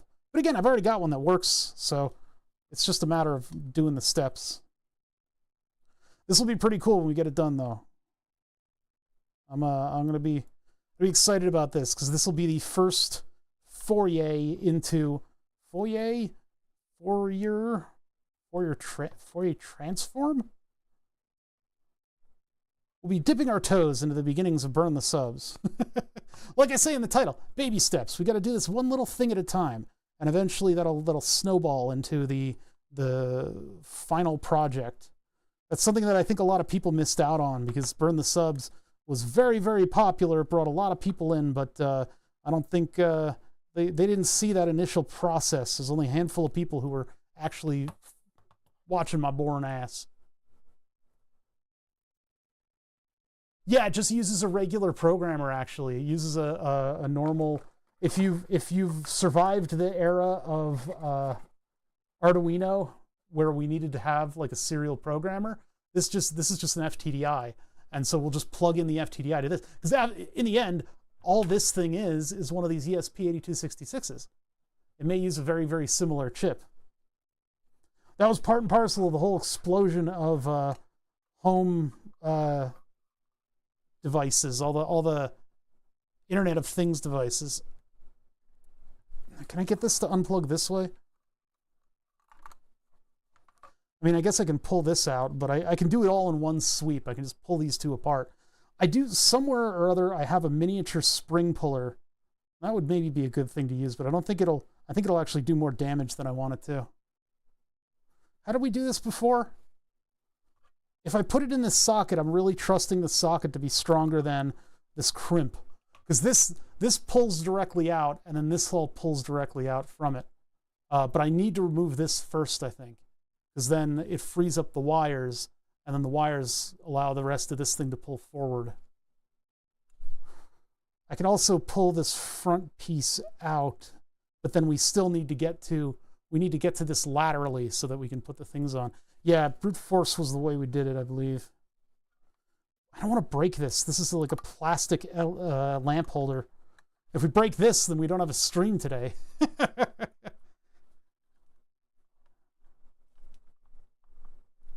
Yeah. Nope. The way we did it before, it actually damaged it a little bit, right? The gear puller would be a really good one to use here.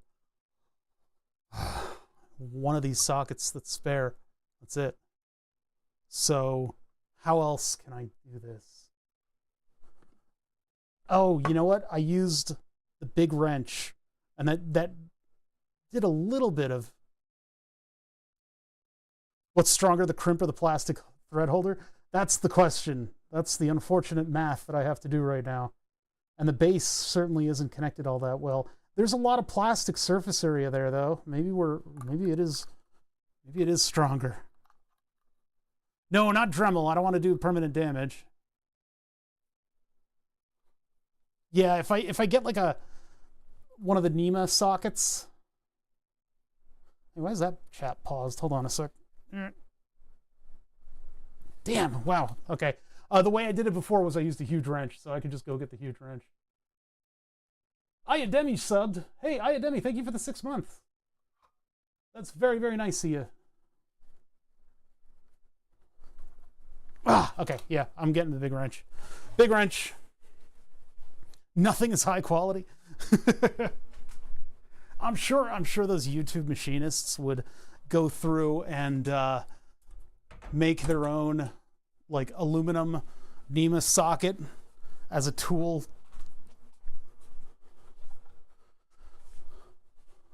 Big Clive has a light bulb socket crimper.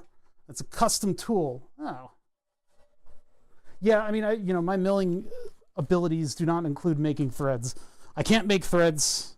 I could do my best, but I don't have that machine. I don't have a proper lathe. I could make some kind of a clamp. For bayonet sockets. Well, the thing is, this is like a different thing. I mean, it's crimped differently. Where's my, hold on, camera control? Oh. What are you doing here? No, sorry. I meant to go to this one. Why does that list scroll? I got to keep this list from scrolling, the list of scenes that I have. The adjustable hammer. Mine is the linear motivator, or the American nut fucker. Yeah, so this one has been crimped in kind of a weird way. What I really need is a claw that'll claw into all these little ones and pull them back. Now, all I'm going to do is grab this big wrench and just twist this thing, and that should loosen it. Because these like to work in one direction. Actually, wait, I've got miniature. I bought just the tool for this. I forgot that I had it. I have just the right tool. It's slightly smaller. It's the miniature channel locks. These things are awesome. I can't believe I forgot that I had these. This is the perfect tool for this application. These are Nipex, so it was a $30 tool. No, I wasn't quite $30, but it was close. These are like, some people daily carry these things. And I wanted to try it out. This is the smallest pair that I could get. But this thing, you can see that it tapers in to a point. This is my little Cobra. And it's got all these different grip tools here. And it's got all these different little, it's a really cool tool. It's actually really cool. Ideally Knipex, I love them. Yeah, if you need a wrench, I guess this is a really good one to have. This is, I think it's called a pump wrench too. But I don't know, I heard about this and I thought, well, that's weird. I'll give them a try. And so I bought a pair just to see what they're like. They seem to be really well made though, for what they are. I mean, that knurl is like super grippy. You can feel it just kind of grabbing you. I haven't really needed them in many applications so far. This is a perfect application for it though. So we could try this super weird, cool wrench. That's going to get too much of a grip. See, the problem with this is that it's going to deform.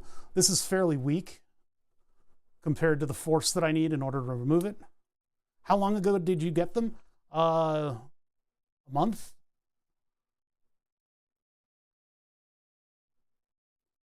You can stand on the 8-inch ones and it'll lock onto the head of a bolt. Yeah, they're pretty crazy. They're a good alternative to vice grips. Down here is where I'm going to get the most non-deforming grip. See, I've already put a dent in it. I've already put a dent in it. Now, see, that's going to break it. That's going to break it. I think this one might have worked a little better because it was able to just kind of grab a wider area. Was that what we did with it? I don't really remember. Or maybe we didn't use this. There we go. That was it. That's all it needed. And I think it'll still... I didn't pull the wire out yet. I can get this to pop out. I could get the wire more easily. There we go. I just pull on it. Okay, see, this just pops out. It's just pressure fit. And do we still work in here? Luckily, the NEMA threads are huge, and so it's fairly what do I call it? It's okay if you deform it a little tiny bit.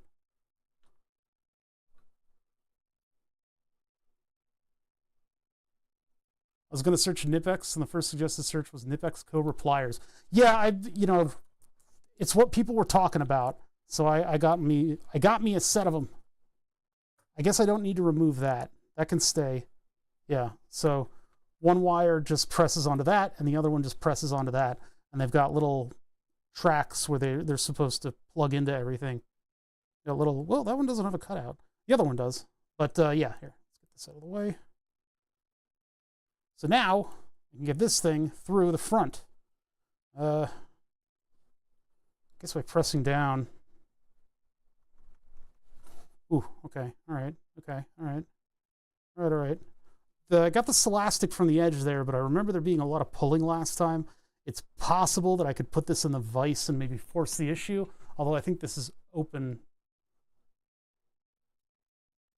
Yeah, I could have gotten a Tuya bulb, but I have these Sonoffs. I bought these for like $20, or sorry, Sengled. I bought these Sengleds, and I didn't want to deal with Linux, so we are actually hijacking the bulb by getting to it physically. If you do the Tasmota stuff, every now and then you have to do something by manually programming it. And actually what I really want to do is these GVM lights. Ah, that really hurt my thumb. Why does that hurt? These GVM lights, we actually know what the serial signal is that will allow this thing to be manipulated, right? The brightness and the color. These are like a pretty good light that you can use on sets and stuff, and they've got, you know, the barn doors, and they got the big opening and everything, and they're pretty cheap for what they actually give you. Inside of this thing is an ESP8266. What the company wants you to do is install their app, but the GVM app, one of our intrepid viewers tells me, and I have to say that every time, because the GVM app, according to this user, whitelisted a website known for Chinese propaganda. An email site known for Chinese propaganda. So, among other things. That kind of stuff is what we're doing this to prevent. We're tasmotizing this to prevent. But the, yeah, wasn't that that was a hell of a stream. The ESP8266, in the same way that we're reprogramming this one, it can be reprogrammed. And so if I can get a Tasmota device to output from the ESP-TX and RX a particular signal, we can adjust this thing and have it work without one of the plug-in things that I have on it right now. Right now, it's just plugging into something that I've flashed Tasmota onto, and it just turns it on and off. But I could have it adjust the color temperature and stuff like that. My approach is from buying remote control light bulbs, no Wi-Fi. Yeah, look, a lot of people love the Zigbee stuff in here, and those don't foam home. I think, I don't know, but they're not on Wi-Fi and stuff, so there's some advantages to them. I, however, use Tasmota because that's what was suggested to me. I use Tasmota, and I use what do you call it? Node-RED. That's not quite the right tool. I need something that I can pull with that's strong. Yeah, and those mesh together, etc., etc. I know the story. I know the story, but that's not what we use. I don't know nothing about nothing. Wait, I just got done saying I know stuff about stuff. How did we do this last time? Do I need to like dental scrape this thing in order to... Oh, probably. There's Scholastic under it that I think is holding it up. So we've got to like break the connection to that Scholastic. I don't know much about Scholastic or even why it's called Scholastic, but you deal with it a lot in electronics. It's this white caulk that is sort of pervasive. They use it as vibration dampening. They use it as glue. They use it as insulation sometimes. It's pervasive. You deal with it a lot. That's just going to straighten out my pick. If I pull on that, it's already starting to deform. These are cheap clay working tools, dental tools, but they're cheap clay working tools, and they're not that great. The metal's not that good on them, but they were cheap. If they use it as toothpaste too. It's also a shampoo. What can I pull this with? I used my pin tool on the last one, and I don't like using my pin tool for everything. This is my, it's actually called a gauge because you're supposed to be gauging a hole with it or something. But having a little right angle pick is really, really nice when you're working with electronics. I use it as a pointer device. I brush my teeth with it. Okay, that's starting to deform my pick. My precious pick. I need to buy another one of these so I'm not out of a tool when this thing finally bites the big one. This thing is constantly in danger of breaking whenever I use it, because I use it for stuff it's not supposed to be used for. Hammering it would be bad. What I'm afraid of is that I put my weight into this, and when it pops up, it's going to scrape my hand and hurt me. That's what I'm mostly afraid of. Let's get a big vise. Let's get a big vise on this thing. Just a big old... I don't know if this one opens far enough. Let's see. Let's find out. This one's getting rusty. Z-Wave for important stuff like locks and gate openers. Yeah, it has that built-in encryption. That's a good idea. That's something that I don't have access to with Tasmota stuff. That's pretty good, actually. There we go. We got it. I heard a little popping noise. Let's go a little further than that. This is actually really controlled. There we go. You can feel it kind of kick over and the Scholastic give up. I can't believe this worked perfectly for it. It's exactly the right amount of opening. Yeah, so all we were trying to do is get over just a little bit of Scholastic, the adhesion of the Scholastic. What's up, Piano Cat? I'd have an urge to stick a Jake and Me opener around the edge. What is that? I have a miniature gear puller. I was thinking about using it for this. So, there's a whole bunch of thermal goop. We just have to make sure it finds its way back home. There you go. And then we have the solder pads for the radio. And then the whole lighting thing is an aluminum PCB to dissipate heat. We can just pop these apart from one another. So there's the lighting piece, and it's got 6 connectors. One of them for black and white, and the other one RGB and then ground. ESP32C6 can do Zigbee. Really? Huh. Well, I'm not using that. So in order to get to the programming pins, we have still yet another thing to do. We have to actually either move that capacitor or just remove the whole modem. That is the unfortunate reality of this design. So what I'm going to do is just desolder the whole modem, and we can just do that in one go. It's very easy to do. Oh, hey, I just ran into some of these parts, these specialty for like voltage regulators and AC stuff. It's a weird part. And AutoCAD has a parts generator for that. You can throw that into the parts generator and then give it all of its dimensions, and it'll give you a 3D part and everything for that package. Yeah, it looks like there is a bridged leg, but I guess they're probably connected to the same thing, because there's a bridge in the copper too. It's supposed to be like that. It's okay. You can see there's a little bit of green in there. This bugs me to no end. I'm so pissed off that they were able to get this to work and I wasn't. The keyboard project, I tried to get that to work and it just didn't work. Not the exact same thing and not at this scale. It was much smaller, and I think that's probably what burned us on that. So whatever soldering tip I have should be totally fine in order to get this thing to walk out. I could desolder these, and there might just be enough gap in there that it can actually be pulled out. If there's just a little bit of a gap there, and I think there is. I think there was last time too. So let's use the solder sucker. It's a little bit more economical. And these were made fairly recently, so we probably shouldn't have any crystallization of the solder going on.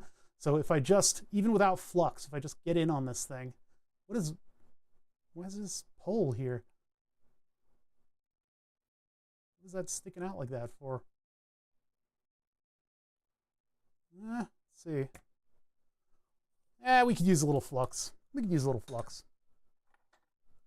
Everybody wants you to be so binary in your choices this day and age. You either love or you completely hate flux, and I don't like using flux, but it's not a 1 or a 0, you know. Flux is very necessary sometimes. Dog hair, however, is not. Let's try to get that out of there. try to do this as fast as possible, but that's gonna smell as soon as I put the iron on it. Yeah, it has its place. It really does. Let's get this in a vise so that I can work on it a little bit more easily. I need to actually hold this thing still, so do we use the big one? Nah, let's use a small one. Small vise.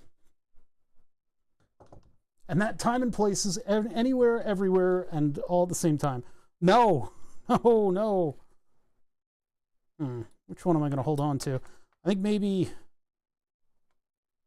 squish this like this.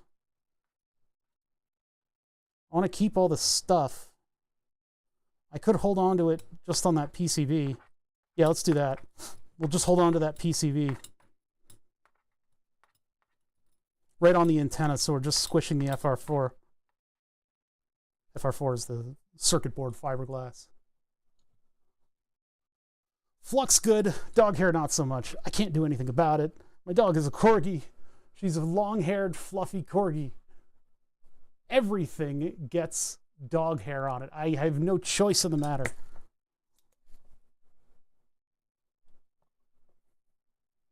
Flux is horrible for your health, but great for solder flow.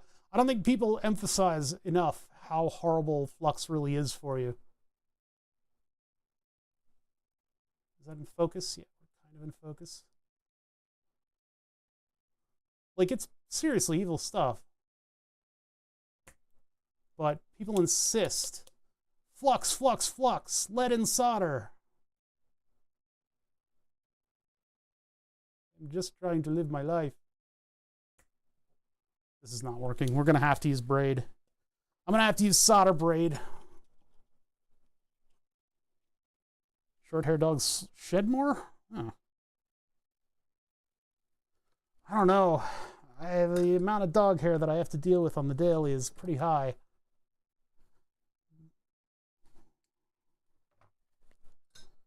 It's not even summer.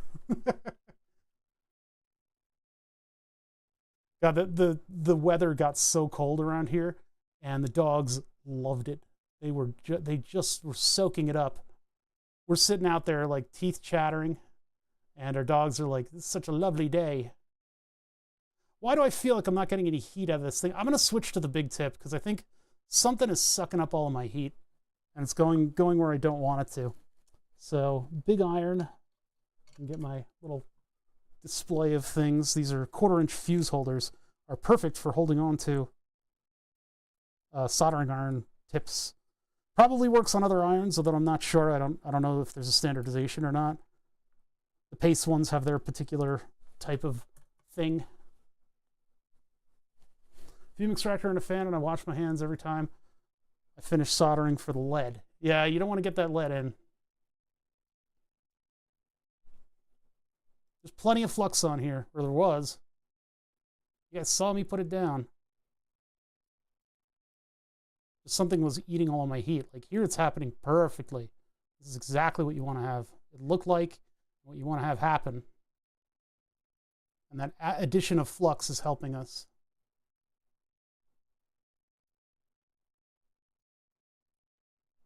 I just did something you're not supposed to do, which is to, when you're dragging that soldering blade, the soldering braid you want to keep on the pads and pull the braid away with the iron so that it doesn't accidentally solder itself to your pad and you're pulling on the pad, because the pad's adhesion to the circuit board is not amazing.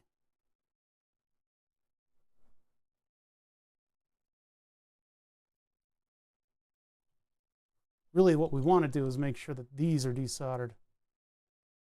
That should allow me to break away the electronics. Oh yeah, look at that. Ta-da! So, this is the subject of our reprogramming. There are the pads.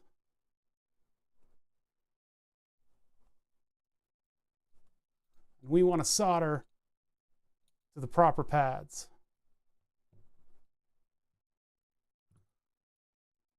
I was using the antenna as a proper clamping area. So, all right, there we go. We can just do that. And then I can load some of these up with solder. My hand's shadow is getting in the way. We can just bring the big solder into this. This isn't that precise. Yeah, you got to take a little ball of solder and start chewing on it. According to chat, that's what they seem to believe. What's up, Makes Mistakes? How you doing? 3v3. It's been a minute, hasn't it? 3v3. Which one? TX and RX. TX, RX, ground, and then we wanted one of the IO because that's how we get it to reset, I believe. I think it's 0 or 2. I'm not sure. Wait a minute. Oh man, there's a dead meme, huh? Is she still doing her podcast? The Hawk Tua girl? That left the zeitgeist pretty quickly. All right, so we're looking at the Singled. What model number is this? W31 N15. W31 N15 Tasmota. Oh, we already looked it up.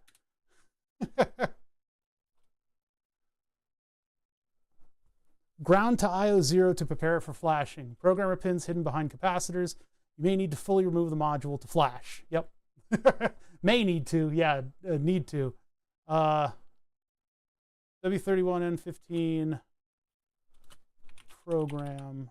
We had a YouTube video last time. Oh no, we had this one. Blah, blah, blah, blah, blah, blah, blah, blah, blah, blah, blah, blah, blah. Oh, this is different. No, this is selling the thing. Yeah.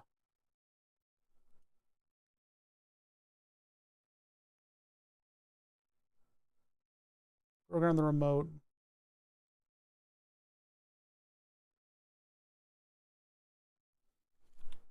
Tasmotize.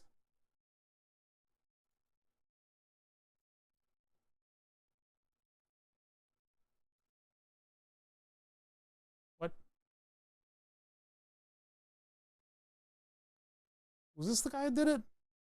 Ah! They look like monsters. Different device there. Okay, so the zero, the IO0, I think connects to the programmer in some way, shape, or form, because we have the wires for it over here. So 3v3 ground, TX and RX, and then, oh, does it just permanently connect to ground? She had a crypto? I didn't know that. Everybody's getting crypto scams. Was it a real like rug pull?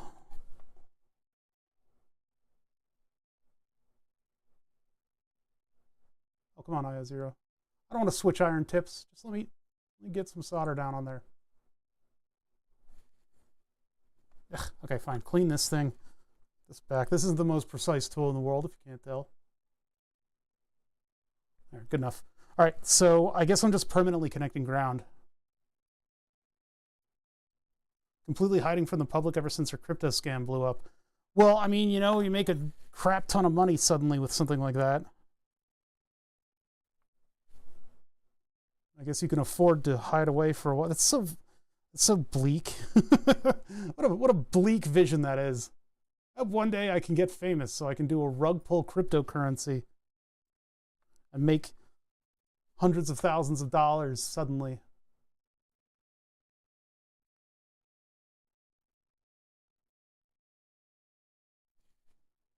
Yeah, that's, I mean, what is the involvement in it too? Did some crypto bros just kind of, you know, convince her to put her name on it and then turned it into a rug pull?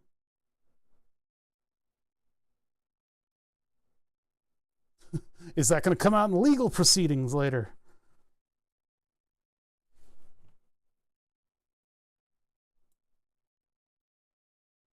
Same as, yeah, the Trump coins and stuff. Argentinian. What a weird world we live in today, huh? All right, this is 3 volts, this one here. So I didn't mean for this to be so involved, but this is just what it takes for these LED lights that I bought. There are other models, and if you go to the Tasmota website, they actually have a list of products that you can use that's being, you know, updated as new products come out. You can find something that you can flash remotely and look at this. It's important not to just see that, yes, you can remotely flash it. It's important to look to see how you remotely flash it, because it involves some pretty weird tools, like some Linux stuff that you need to install. So RX in, so that's coming from the TX. So this one on the end here, this one is TX.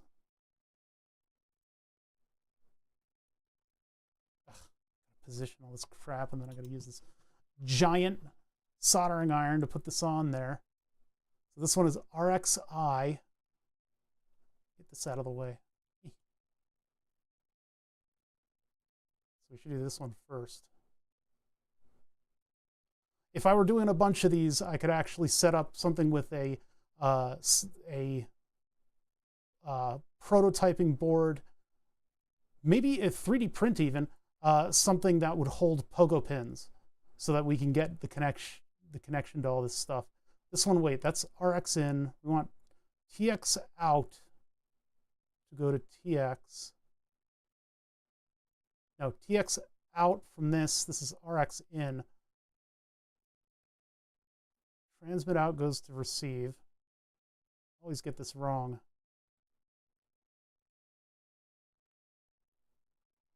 This wire is just right in the way. Get out of the way. Doing a pogo pin thing would probably have been a good idea, since I have 4 of these. Or you just do the effort like this and you just make it happen. All right. So double check, because you're going to get it wrong. TX out. This is that SAT game where you follow the wire. I always liked that one. Very direct. TX out to RX. RX in from TX. Good. 3v3 to 3v3. IO0, I have just permanently grounded. And then ground also to ground. I could probably do that with one wire if I just bridge it, but whatever. So that's going to boot up into programming mode. And then we use a program called the Tasmotizer, which I need to open. Tasmo. Am I running that directly? I think I'm running that directly from the folder. Security warning. Run the program. Oh, Jesus. And nothing was popping up, and I was like, did I just install a virus? When I had to program 400 of my ESP32 with my code, I was so happy I made a pogo pin programmer. Yeah, it's the hard part is figuring out like what's going to lock the mechanism, and my pogo pins are like this long, so I don't want to make a tower of stuff in order to program them. But I do have a pogo pin setup that I made for the light sockets, because the physically programming, going in and physically programming something, I like that a little bit better. I like having to actually access the device and see how it works and all that stuff. When you got not so important, how involved with the rug pull more so? She had no real knowledge of it until after then. Not so guilty, actively involved. Yeah, it's... But how much are you telling people? And is it real? Is this, is that, the other thing?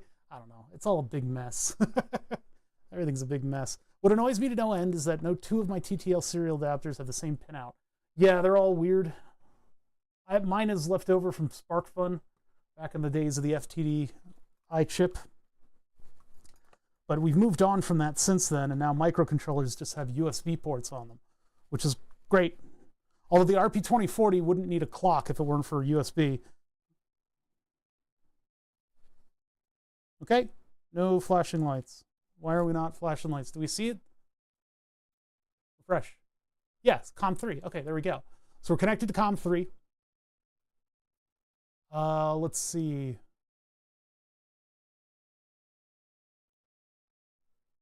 Oh, dear God.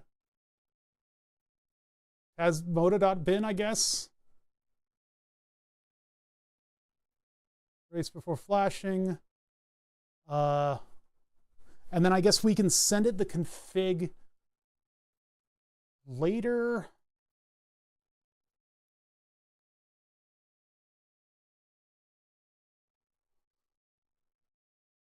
Oh, geez, what do we do with this one before?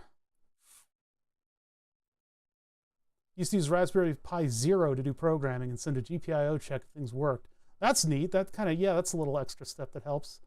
Yeah, there's a lot of things.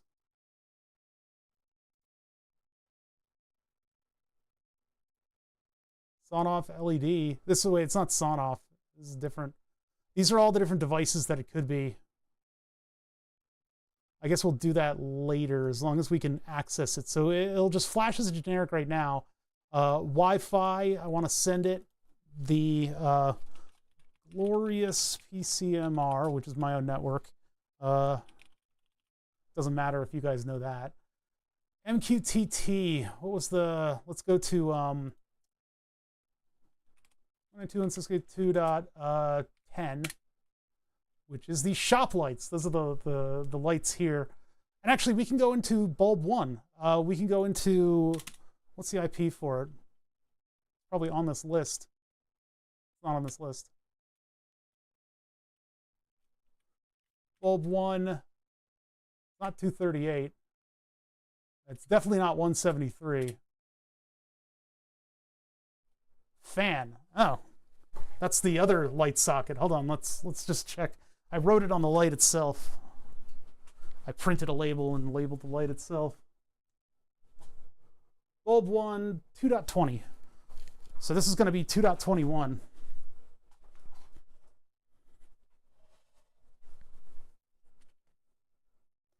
Half evil as she now knows the Wi-Fi name and one step closer to touching the beard. Not my beard. It's very soft. But anyway, I remember you guys were freaking out because all all of these SSI or all the IDs for the Wi-Fi stuff is like known. You can Google it and just see where it is. And so we Googled mine, and it came up with a shopping center in Ohio because it's such a common name. This is my own little internet. Even driving around, you will not be able to find this.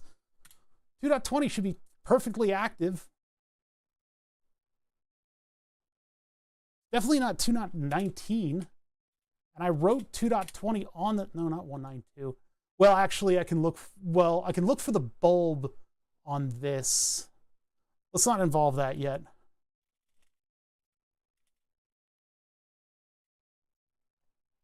Why isn't 2.20 coming up? All right, well, yeah, I'm going to have to. 192.168.2.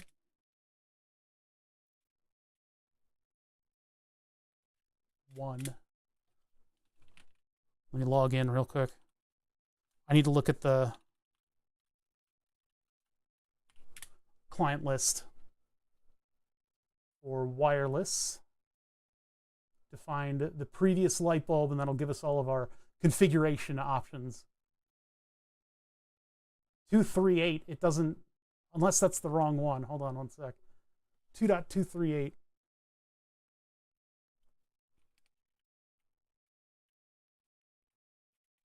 It seems like it hasn't gotten its static IP yet. Yep, that is the right one. Okay. Yeah, look at flight paths and the day-night cycle. And if you hear like a helicopter go by, you're gonna have to look up the what is it called? Local flight identifier frequency or whatever, and then start driving and honking. Using the same one, decent little router. We modified ours and we 3D printed adapters that allowed me to put RPSMA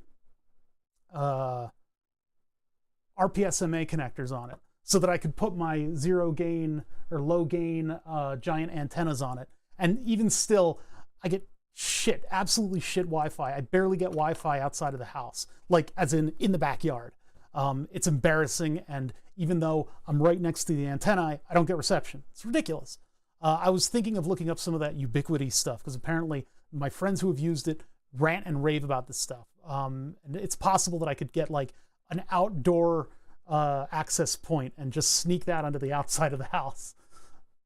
All right, so what we're doing here is we're just getting the configuration from this one. So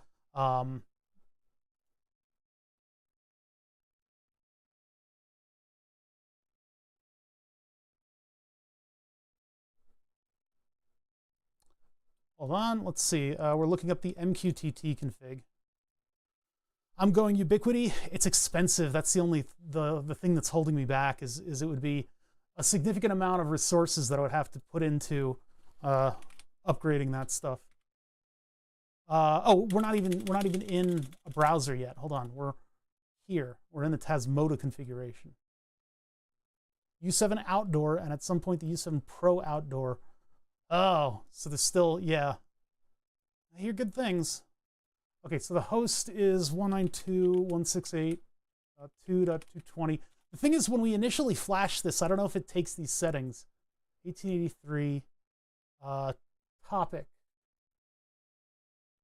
bulb 2. There's no bulb 0, unfortunately. Full topic, prefix topic, and then we need to find the friendly name.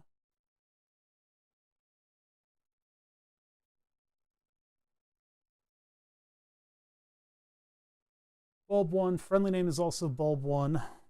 So this is going to be bulb 2. User optional, password now. And then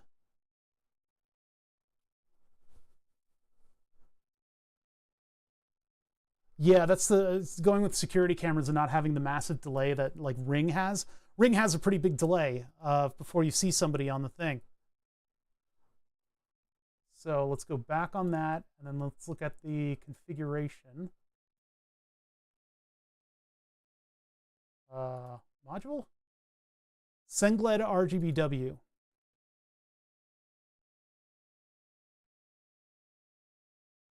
is not on this list.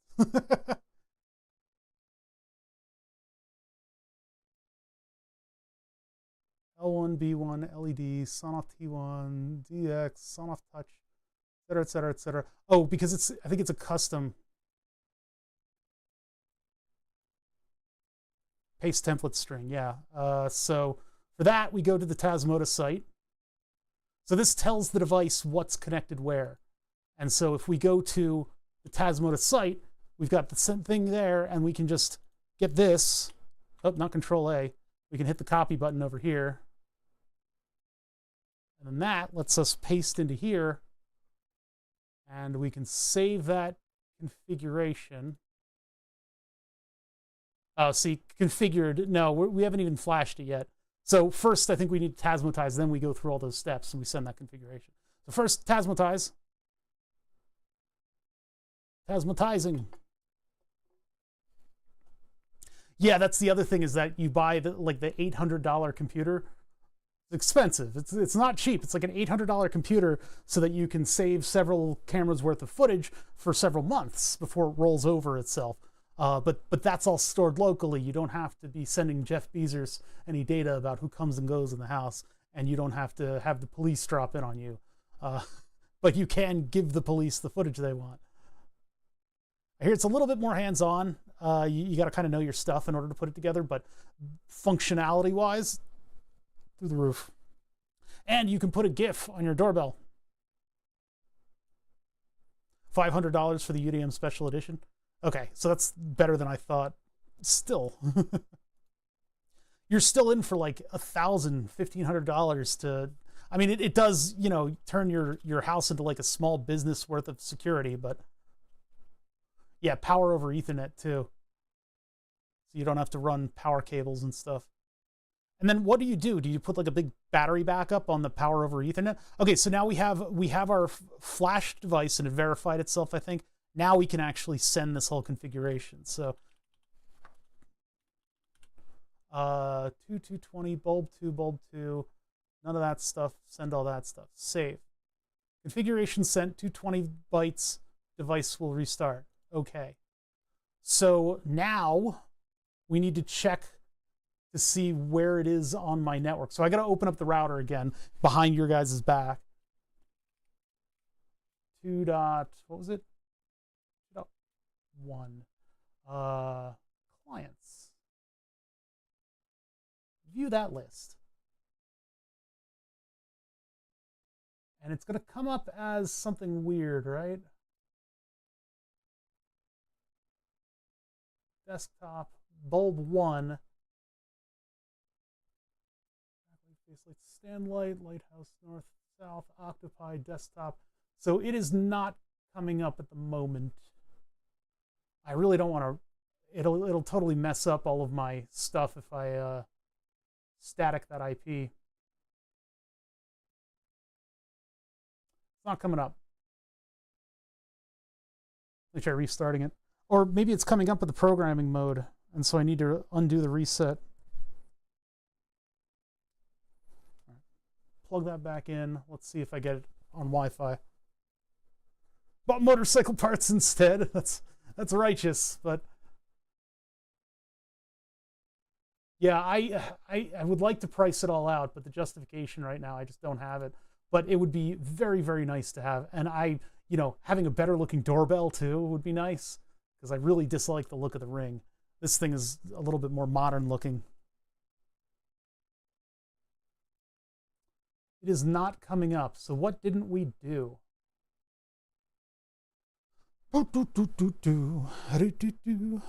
So we got release 14.50. It went up on COM3. It programmed in. We had no problems going on there. I look at the client list on Wi-Fi, and I'm getting nothing, and there's only one page of results. So I see the other bulb there. It's bulb 1. My exhaust fan there. Those need to change IP addresses. And then Octopi's there. The whole gang is here. Do I need to change it so that ground is not going to IO 0? If I do that, let me unplug it. harder than it looks. Okay, unplug, and then take IO0 off. We'll see if this gets onto Wi-Fi. I need tweezers for this. For this. It's always a pain in the butt, isn't it?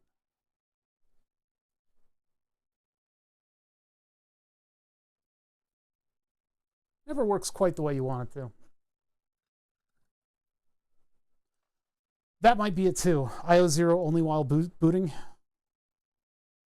Only while booty. And then I gotta give it a minute. Just give it a little bit of time. Then I've got to check my clients on Wi-Fi. Still nothing. Oh, let me make sure it refreshes. How do I go back to this page? There we go. Index. Okay, view list. Yeah, it's still not up.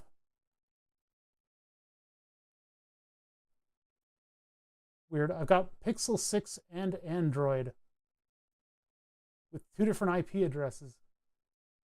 Oh, Android is wired. Oh, that's the my oscilloscope. My oscilloscope is apparently Android on my network. It recognizes as an Android device. Okay, yeah, what happened here? Something didn't happen. If I go to Tasmota, and I tell it to Tasmotize right now, will it yell at me? I don't have IO0 connected. Yeah, so that doesn't work. Good.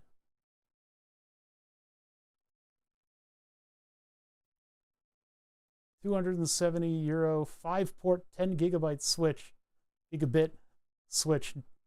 It can be powered over PoE.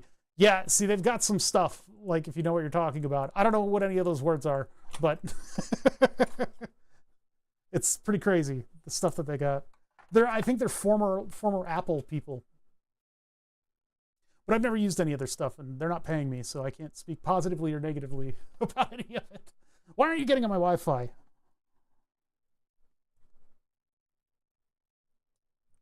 Try again. Give it a minute.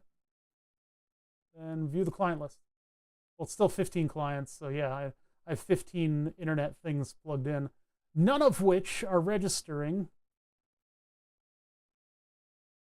as bulb 2. So something didn't happen. So let's try temporarily connecting IO0 and then flashing the device. So if I put my finger on top of this, I can have moderate confidence in this being connected.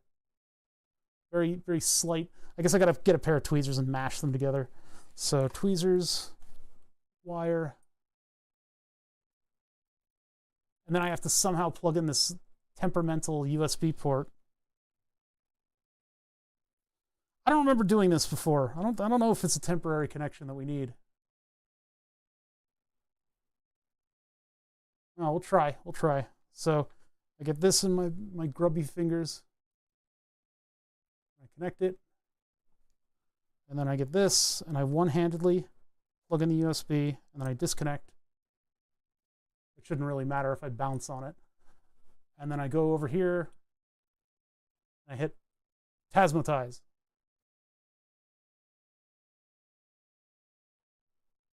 Maybe this is what does it.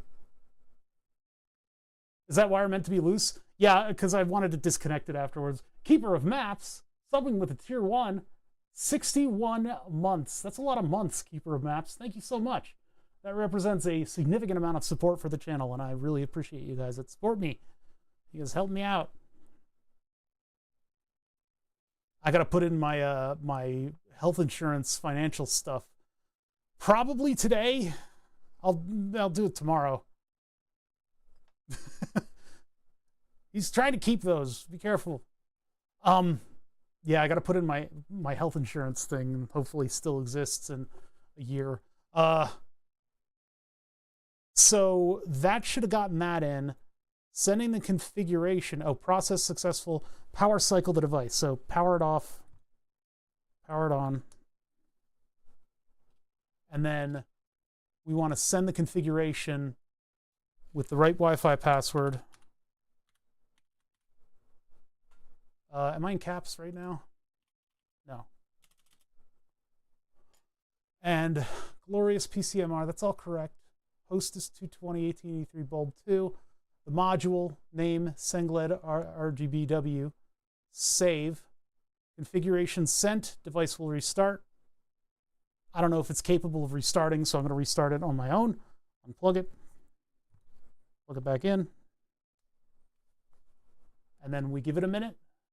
And then I refresh my Wi-Fi clients. 16, view list. Hey, there we go. And now I've got a CQ60 hub. No, that's not right. Where's the device? Desktop, Bulb 1, Andrew, Pixel 6, NAS server. I think that's the one.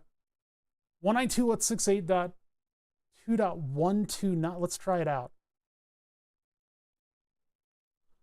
So 192.168.2.129.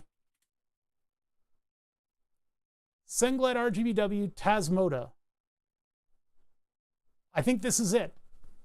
Because, yeah, it just says Sengled RGBW Tasmota. It doesn't say bulb or anything like that. So that is the device. So CQ60-hub. And then I need to rename this in the IP pool. So I need to go to wireless. No, this would be, where is it again? DHCP server. And I need to add, where do I rename it? Hold on a sec. No, this is not the DHCP. It's just the list. I think I do it from that page that I was just looking at.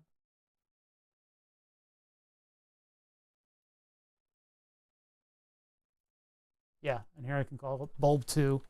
I'll assign the IP later. When I do that, it resets the whole thing, so it makes kind of a mess of it.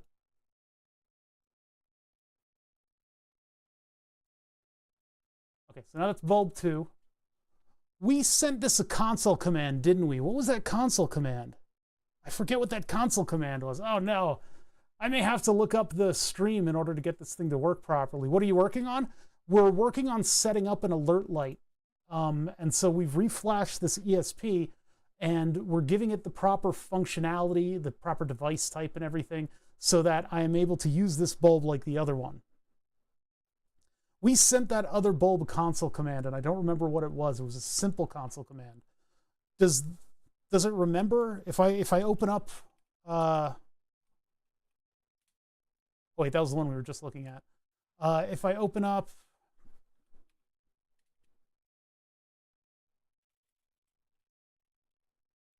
the bulb 1, and I look at the console, I don't think the console remembers the last command. No, it doesn't. That would have been nice.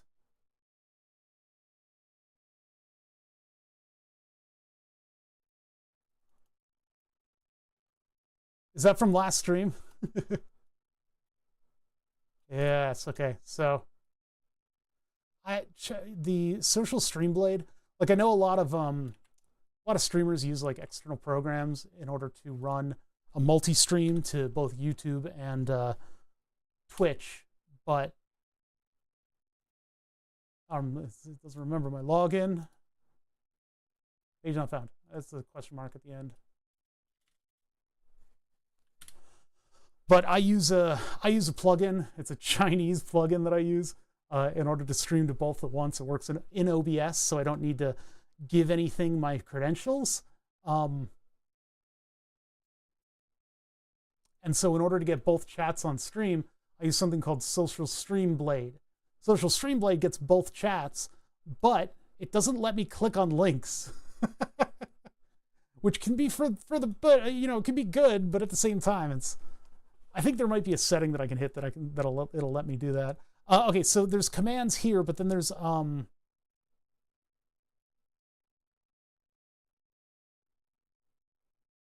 and list. There was some type of configuration command. Oh no, I'm not interested in the friendly name. It's the RGB mode thing. I wish I could, so the mode that this one is in, you can see it's got the 2 on-offs, and then it has hue, and then it has overall brightness. So if I wanted to make this lamp turn on with its normal stuff, I could open up, you know, T2 or whatever.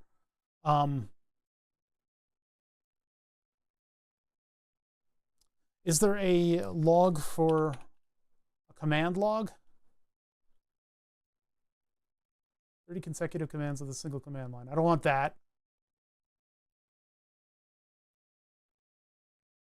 Oh God, it's going to be dominated by backlog.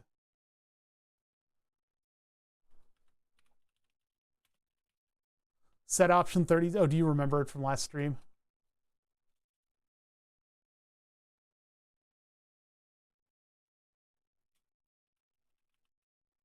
Nope.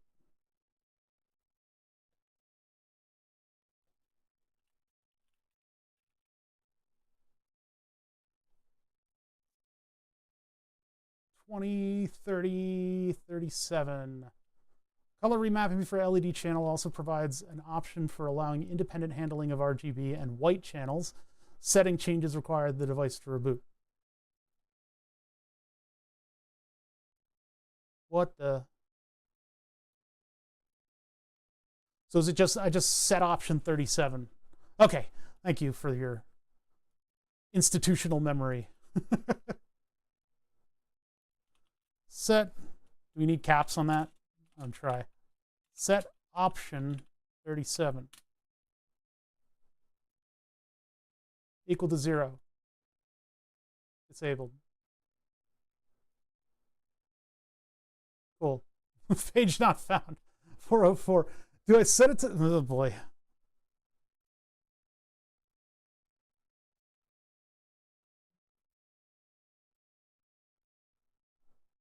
Independent channel handling enabled. 128, 255. What am I supposed to do here? Do I need to set option 37?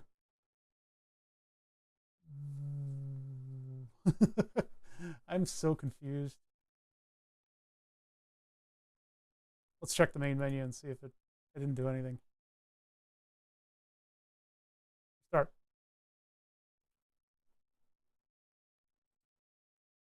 It's going to do its little restart. Come back up.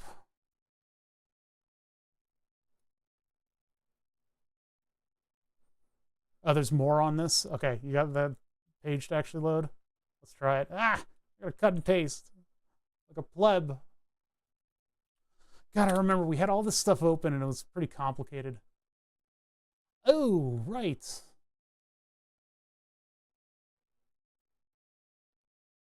Oh boy, which one did we end up doing? Oh no.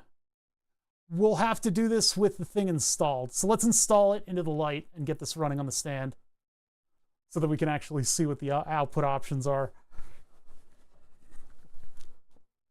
So let me power it off, and then we'll desolder it, and then we'll solder it, and then we'll desolder it, and then we'll solder it, and then we'll desolder it, and then we'll solder it, and so on until we're dead. This is not like the purpose of getting this light up and running. This light is not really going to do all that much.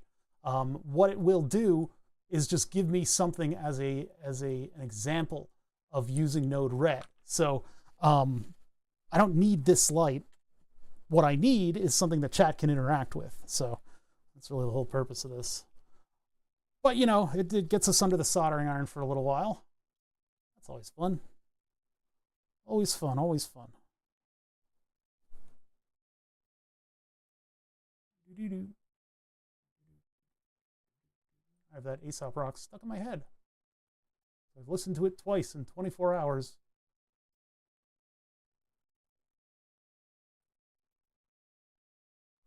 What the? Thing's not cooperating. I think that'll be okay. All right, so let's get this back in.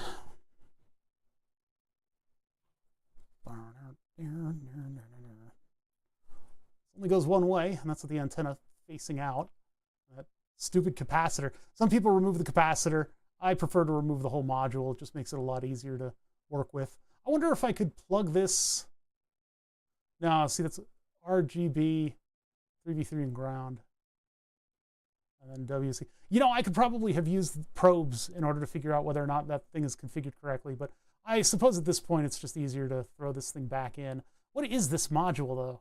It seems custom for RGB lights. 12/15/2020, huh? E1 something or other, WF863. So it's probably specific to the company, but it's a cute little module if you want to ever put an RGB in something. Yeah, I would suppose it's an ESP8266, but chip only, and it's very specifically run for RGB modules. That's kind of neat. I wonder if I could have put in the set option 37 from the configuration stuff that we did, that specific like long string that had all of the different options in it. We probably have set the RGBW in there and gotten like a final. Well, it depends. You know, if they change the design, maybe the RGBW changes. That would be very annoying, but it would be something that they would do. All right, now we're just doing the bridge. Big old solder bridge on all these. What was the giant pipe wrench for? That was to take the NEMA socket off of the back. I needed this. I tried to use my miniature one, and it just wasn't enough unga bunga to pop it out. You know, if you use something like small, it puts too much pressure on small things. This is fun because I get to just dump solder. I can't get in there. There we go. Just dump solder on it. You can buy the modules and just put them in blank. Huh. Don't know where to get them, but that would have been neat. Yeah, the other way I could do it is in the if I do pogo pins, I could make it clip the end of the circuit board and have test LEDs on it, so I wouldn't have to fully reinstall it like this in order to test it. But I do so few of these that it doesn't really make sense for me to do. But it would be kind of cool because you could do the pogo pins and then have a little like socket with LEDs on it, and then you could configure it with that. That, or I could just remember how I configured it and not be such an idiot. But I don't remember anything from that other stream, and I guess I could have just pulled up the video from that stream to figure out what we did. That would have been smart. All right, so that pushes back in. Our thermal goop is contacting the side. I can't believe they use thermal putty. That's such a weird thing to do. Very, very strange of them. Gotta do what you gotta do, I guess. Seems a little crazy.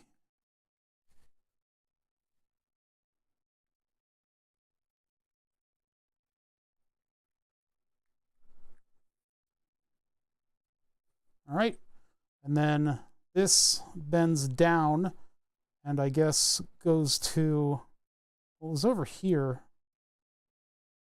There was a cut in the other one. Yeah, the other one had, this one has like a cut here, which is not where this needs to be. So I'll just put this over to the edge like that. And then this fits on with this sticking out the back.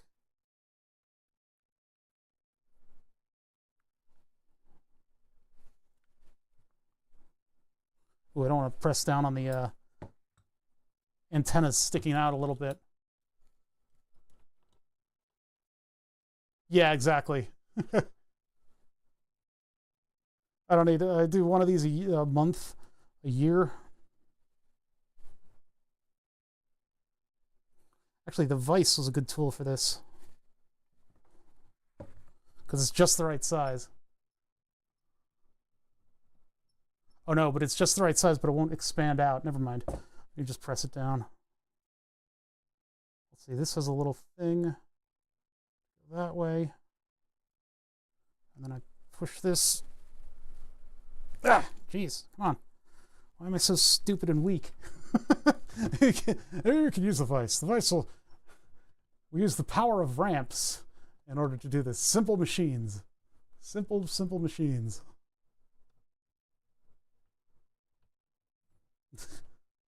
Yeah, if I scripted something that would do it the same way every single time, it's just too small. Darn.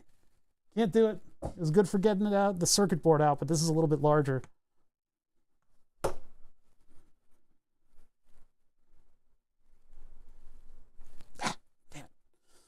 It's close.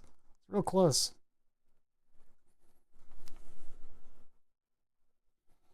The helical wedge.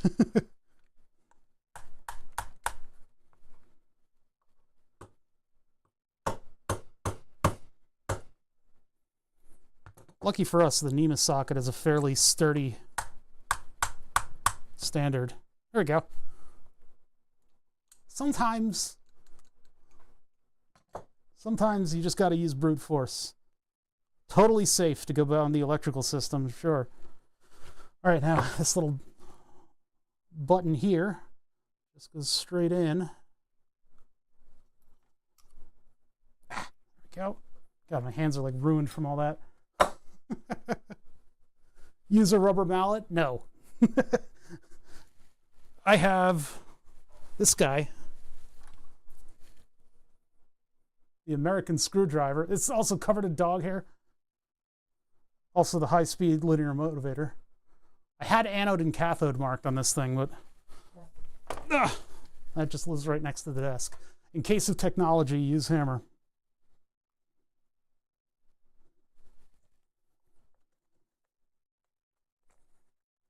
This is barely held on. These are barely held on. With all this elastic removed, it connects a little bit better. But like, you can really just knock it off immediately.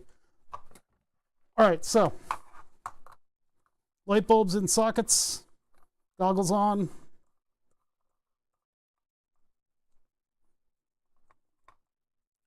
Ready for a loud pop, followed by a sizzle, followed by a crackle. Good for hard resetting stuff. Yeah, if you really need to reset something back into the dust from which it came, that would be your tool.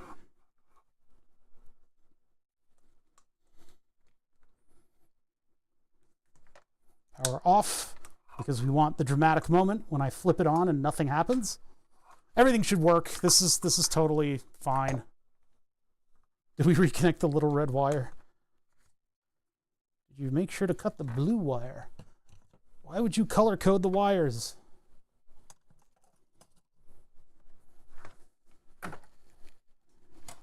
All right, I gotta get to the electrical socket. That's why I'm putting stuff away. Crack, sizzle, pop. 3, 2, 1.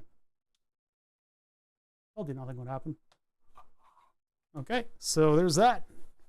Let's go to the actual Tasmota device. We want bulb 2, which is calling itself Tasmota right now. Hit refresh on it, and it comes up. Good. So if I turn this on, yeah, there we go. See, that's turning on. It's getting brighter. And the RGB is in the completely wrong area.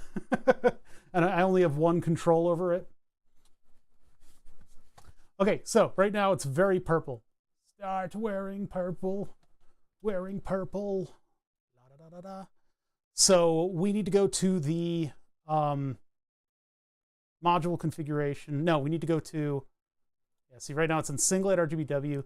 What about, can I check option 37?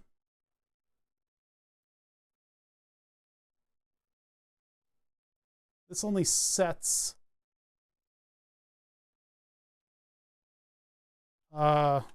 check option. No.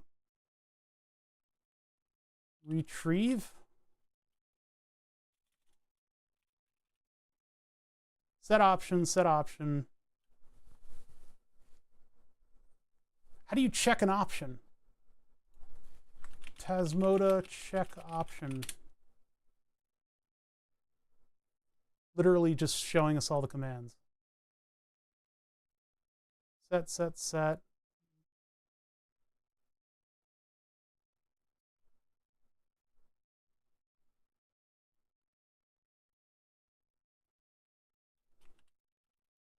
Maybe they say check. Yeah. If you use the command itself. All right, well, if we got to do it once, we got to do it twice, so I can use the other one, and if the command resets, then okay. We'll just, try more. So if I go to bulb 1, which is listed, you just type bulb 1, bulb 1, go straight to the configuration, and actually with menu, console, and then I do option 37.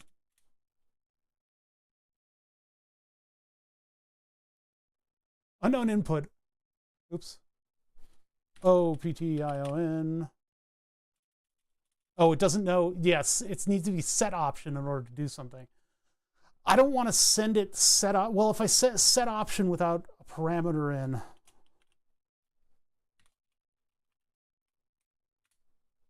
$128. Hey, there we go. Okay. So now we go to bulb 2. That was risky. .2 dot, which one was it again? It was no.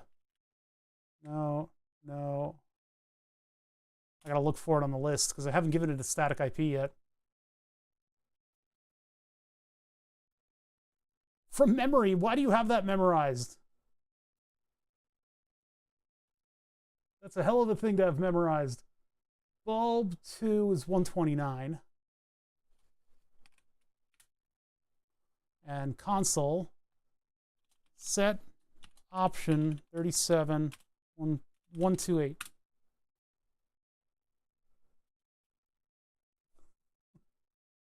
Main menu. T1 off. T2 on. Oh, turn it up. Oh, it's like a light bulb just turned on right next to my face. Hey, we did it. We configured the LED. God, it's bright like a 20-watt LED. Jeez, how many watts is this thing putting out? It's a nice cool white. Cool white. So now we have this thing configured properly. It's a little tough to do. You can see the light on my face. So the adjustable hammer. Yep. Bonk. Whew. Okay, so we're all set up. Our new light bulb is now registered and on the network. What we can do in Node-RED, because remember part of the title is here, we are working in Node-RED, and I have no idea what I'm doing in Node-RED. I know just enough to be dangerous. So now that we have bulb 2, we need to get a node in Node-RED that represents bulb 2. Well, since we're following everything that bulb 1 did, this should be pretty easy to deploy and test. So let's go over to Node-RED, and oh God, we've got just so many windows open right now. Okay, we can close all that stuff. We don't need options and commands. Very powerful system, Tasmota. It does a lot of cool stuff. A lot of cool stuff. So we have the event sub over here, and you can see messages have been coming into the debug window. I've got 10,000 messages here. But what I need is to basically, I'm going to copy bulb 1 and make it bulb 2. So I'm going to go over to the Stream Deck flow, and we're going to grab bulb 1. I'm going to hit Control-C because Node-RED is just that easy to work with. Bulb 1 is now over here, and I'm just going to change the device to bulb 2. Bada bing. Done. How do we test bulb 2? Well, I got to give bulb 2 some data. You can see blue circle means that it's something that is changed. So we go back over to the Stream Deck, and I'm going to take, I'll just cut a toggle. Just take the toggle here. And then we're going to get, I guess we'll do 2 toggles just to make sure that our light's working properly. And one will be on and one will be off. So we already know this stuff works. These are basically just taking the toggle and then changing the payload to be power on dimmer 40 color yellow. Dimmer 40 is in there just so that I'm not blasting my eyes out. So power on dimmer 40 color yellow. How do we do the second set of, like there's two, there's T1 and T2. I guess the color parameter is just, that's weird. Okay, well, I'm gonna take orange, copied that. Oops, we gotta go into our other tab. I don't have the things over in this tab. And then we'll take off. It's good to have off, just for testing purposes. So toggles, toggles, toggles. These are just testing toggles. So one's off, the other's orange, and then we send that over to bulb 2. We don't need filters yet. And I got to connect my nodes. Yoink. Yoink. So like I said in the title, we take baby steps towards these higher functionalities. Steam Deck can talk to Node-RED through bar rater. Bar rater has an HTTP output. So here, let's take a look at that real quick, just so Smith Clay can actually learn something today. So from Stream Deck, is it bar rater or Ninja?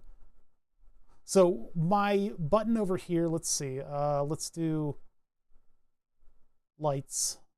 So scenes, setup, lights, and then desk toggle, let's take a look at.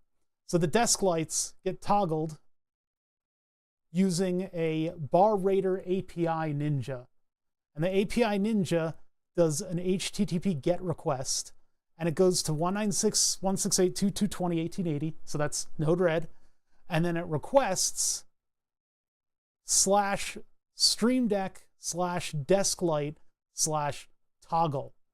No other content type, nothing else going on and all this stuff, right? So it sends that out. And actually the cool thing about the bar rater tools is you could have it return like a logo. So it could actually put a different picture on the Stream Deck when I press the light. I never played with that yet, but those HTTP requests and stuff come in through this thing, hold on, right here. So this is an HTTP, and the method is get Stream Deck :device :command. So device and command are coming in through there. Then I parse it out. I set the message payload to be message request parameters command. It's a little complicated. There's a lot of like little configurations in there, and I don't know what that means. I don't know what that means. LebTV Live told me to do that. We then take a look at the device parameters, face light, desk light, blah, blah, blah, blah. And then that toggle goes into the Tasmota. Don't forget to make node send 200 back in response. I think that's what Leb has me doing here. Payload value my response. I'm not sure. I think that's what this is doing. So yeah, I don't know much about working with HTTP. I think I'd like to have it MQTT for burn the subs and stuff like that. I think I'll have better, I don't know. I think it'll work better if I use the Mosquito brokered MQTT. And I don't quite know how I'm going to be doing that yet. 200 just means yes. So it wouldn't try to like resend. Oh, that's right. This is a Twitch chat specific node red thing. I don't use that one. We use just the full event sub. Yeah, and then it won't continually request or repeat the request. So, okay, so we've got this test going here. Let's deploy it. Successfully deployed. And so now, if I go to, oops, let's, no, this one. If I hit the toggle button in Node, so that's literally just clicking on these things here. It says bulb 2 is offline. One sec. So we've got something to figure out. Broker is serve, same server as everybody else. Device, capital bulb 2. And the configuration is otherwise the same. Let's check our bulb. Which one was it?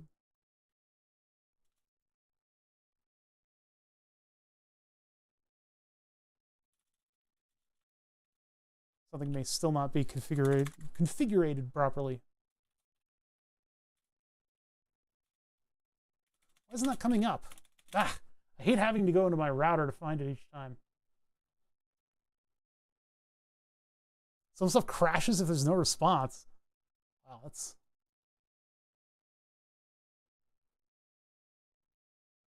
This one is 129, right? Yeah, 129. Oh, see, it still thinks it's Tasmota. Wi-Fi. I think that's all set correctly. Yeah. Alternative Wi-Fi, no. MQTT. Oh, maybe this is wrong. Let's open up bulb 1 and see how that's configured. MQTT. Topic is bulb 1. Users all the same and stuff. Capital bulb.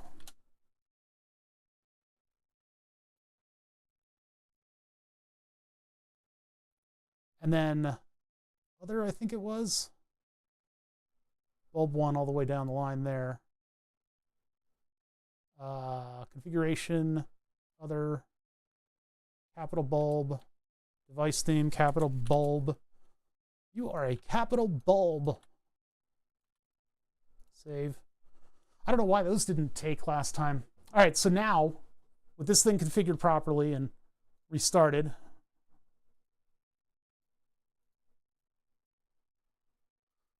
this should go green. Currently gray. We can try toggle. So, oh, and it blinked. Turn it on orange, and it turns on orange. It's hard to like convey the colors coming through from this thing. LEDs are notoriously difficult to photograph, and webcams and frame rates are no help either. But this confirms that we have it running. Okay, so now what I want to do is look for the part of the message payload that contains the chat message and look for idea. The word idea. Oh boy. Keep that debug in. So what am I doing here? Our message is an object. Payload is another object. Event type. Oh boy. This is where I really get into it. What's up, Trey Pop? How you doing? This is where we really get into the configurations here and get stuff to work. This is going to be the front end of a lot of stuff. There's going to be a lot of stuff running from this. It's going to be running the fart box. I mean, so there's going to be some pretty beefy filters on everything. Now, if I get a message object from that, a whole lot of waiting at work. I hated those days when you're waiting on stuff. Like, I'm here to work.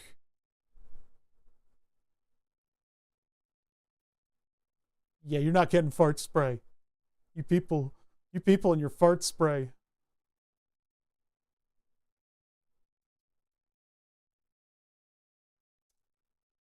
What do I want to do with this? I want to,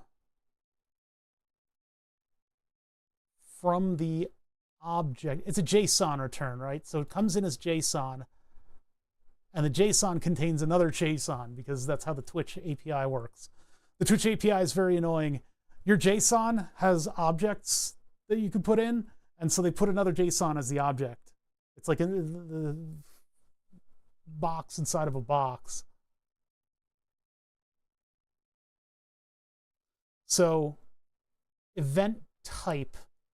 So I want to look at the event type with the switch. But do I need to do anything to it beforehand? Let's take that in there. And we look at message.payload.event type. Event, where is that? Type.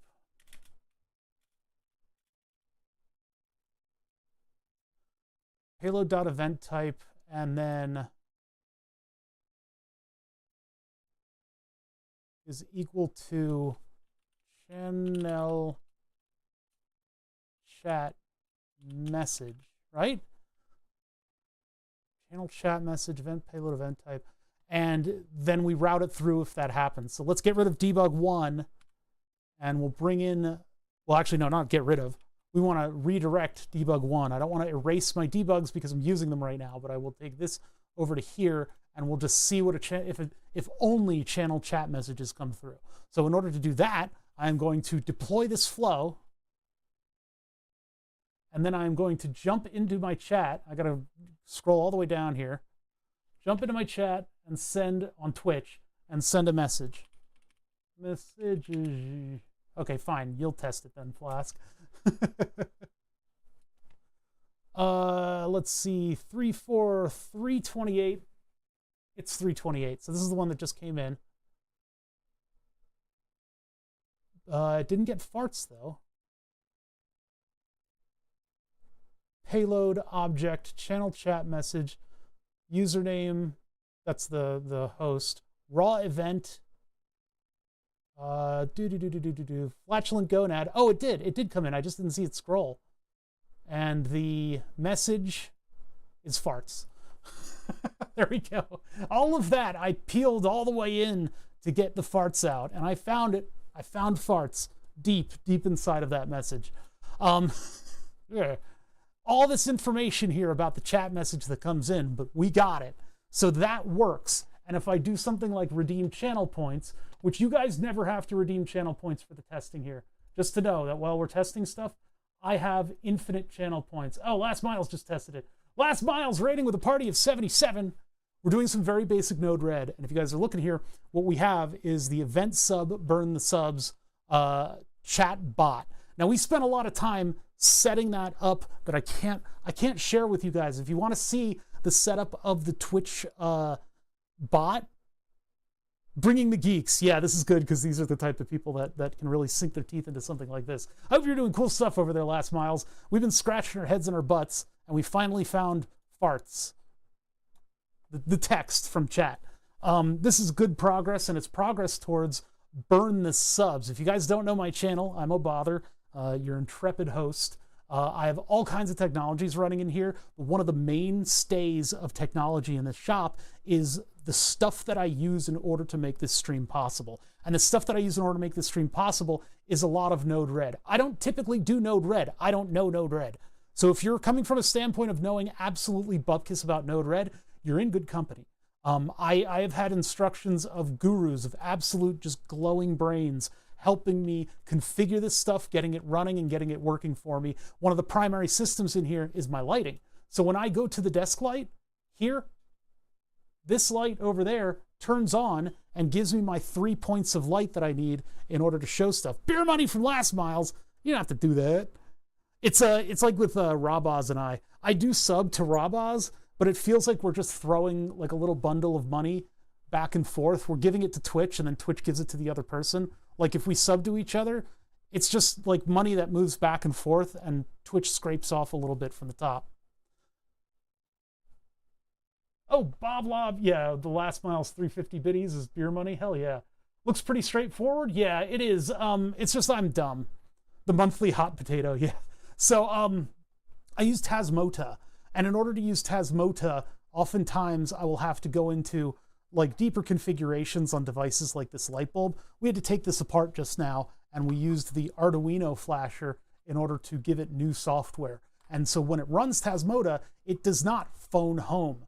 It gets onto a Mosquito MQTT server, which I barely know what that is as well, but it becomes my device and only my device. And so we are going to be using Node-RED to run Burn the Subs, which is the other big mainstay of this channel. This is an XY table with a blue laser on it. When we get this running, it will run like the previous versions I had years and years ago. It's like 5 years ago. That video's so many years ago. I hate MQTT so much. We got it running on my file server now, which means all this stuff has plenty of space, and it's not on an SD card that's going to suddenly and horribly fail. So this is Burn the Subs. What it's going to do is artistically burn the names of subscribers onto itself. It will also burn the names of guest subs. And you can imagine that causes a certain amount of chaos. But I like my controlled chaos.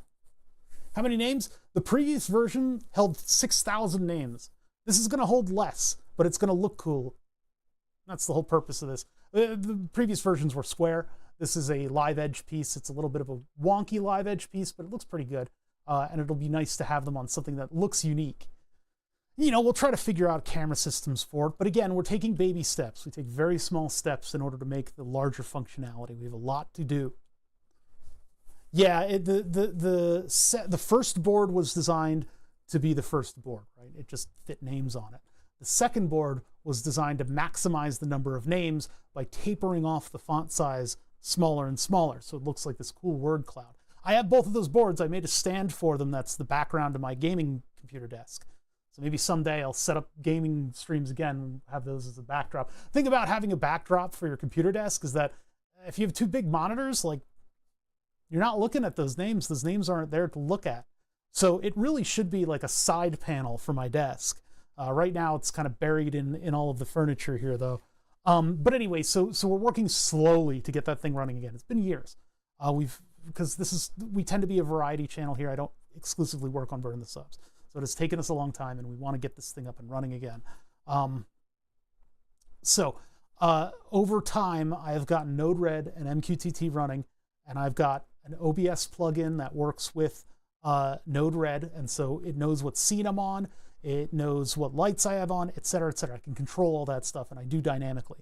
So one of the things is I come in here, I hit buttons, my stream is ready to go, and I've got a lot of complicated things that are set up by Node-RED. So the next natural progression is, well, if I'm doing stuff with the Twitch API, why do I have to jump in on the microcontroller itself and update the credentials of this microcontroller? Because this microcontroller was logging into the Twitch API on its own. It was its own robot. I said, no, that's enough. I'm done doing that, because the amount of time it takes for those credentials to expire is exactly the amount of time it takes me to forget how to redo the credentials. And so it was a struggle every single time. Oh, Last Miles, you are excused. Yeah, thank you so much for the raid. I really appreciate you throwing so many people at me.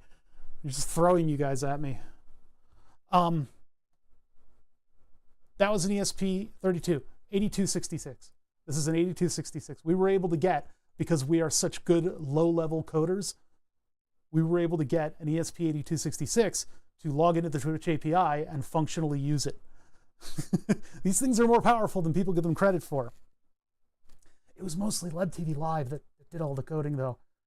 I just reconfigured his code to work properly. He really helped me out a lot. I can't take credit for that. That's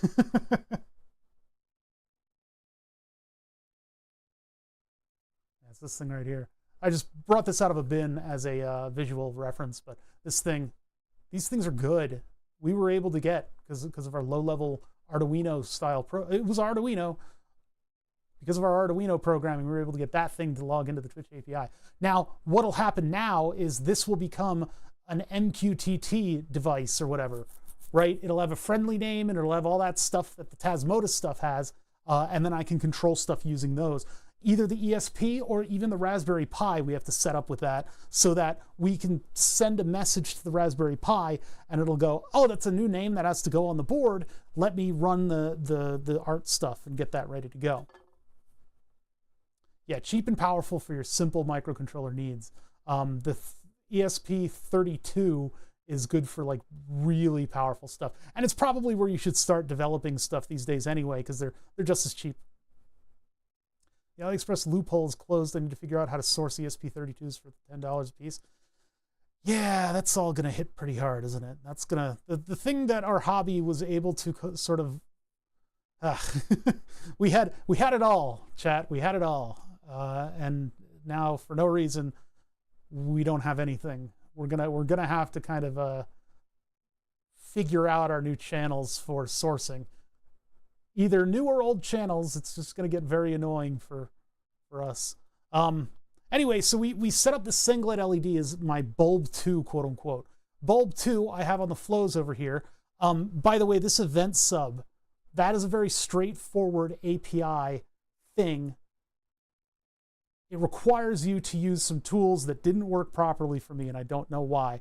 Fatanon, my intrepid moderator, did a wonderful job helping my dumbass go from one end to the other and figure out how to actually get the event sub in there. Because you have 3 IDs that need to go into that.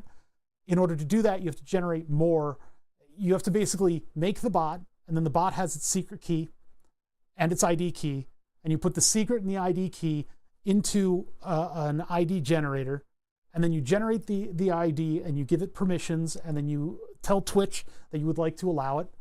Then it gives you a reissuing ID, and you put that reissuing ID as the third parameter into that, and then it works.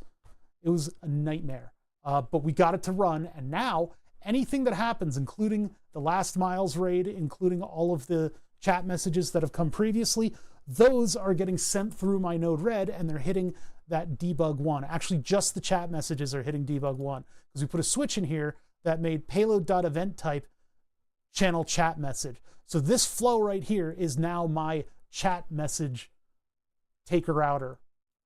The next one I could do, and we can, oh God, I'd have to find it somewhere in the flows, but we could put RAID in there. We could put whatever we want in there.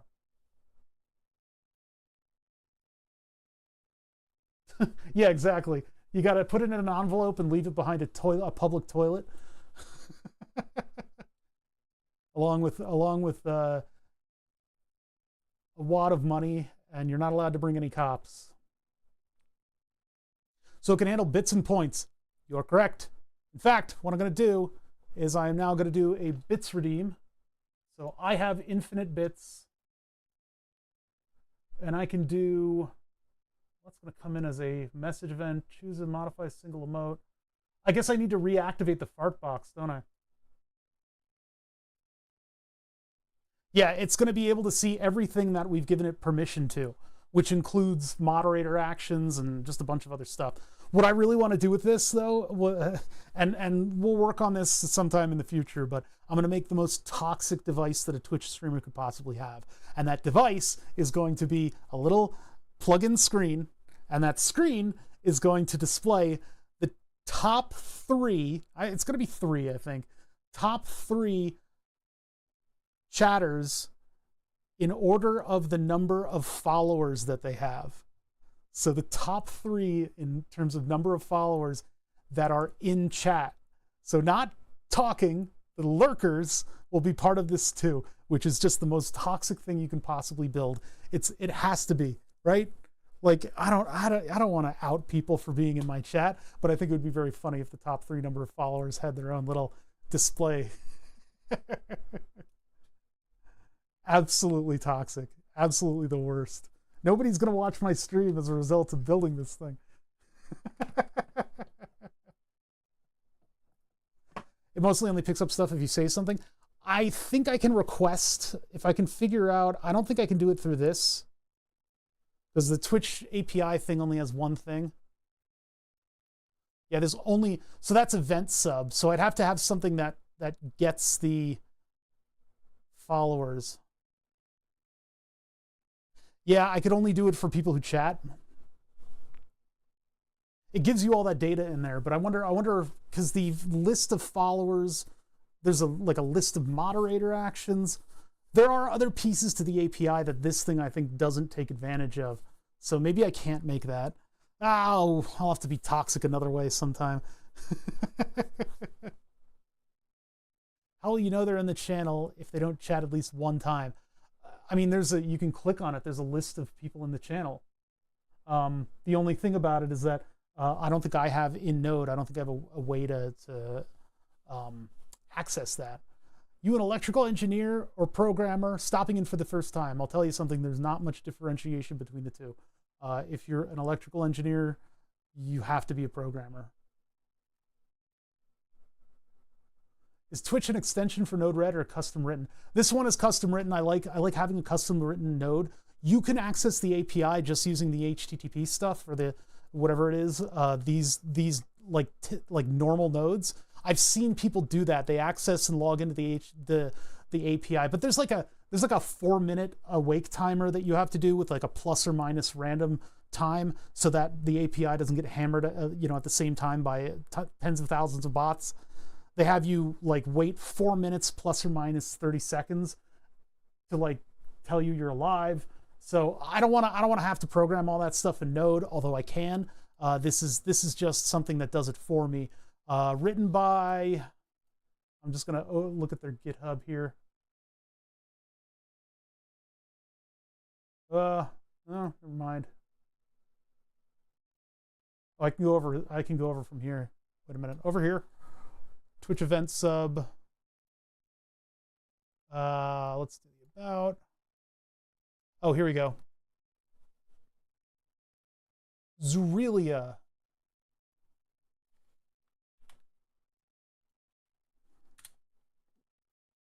Node-RED Twitch event sub. Zurilab,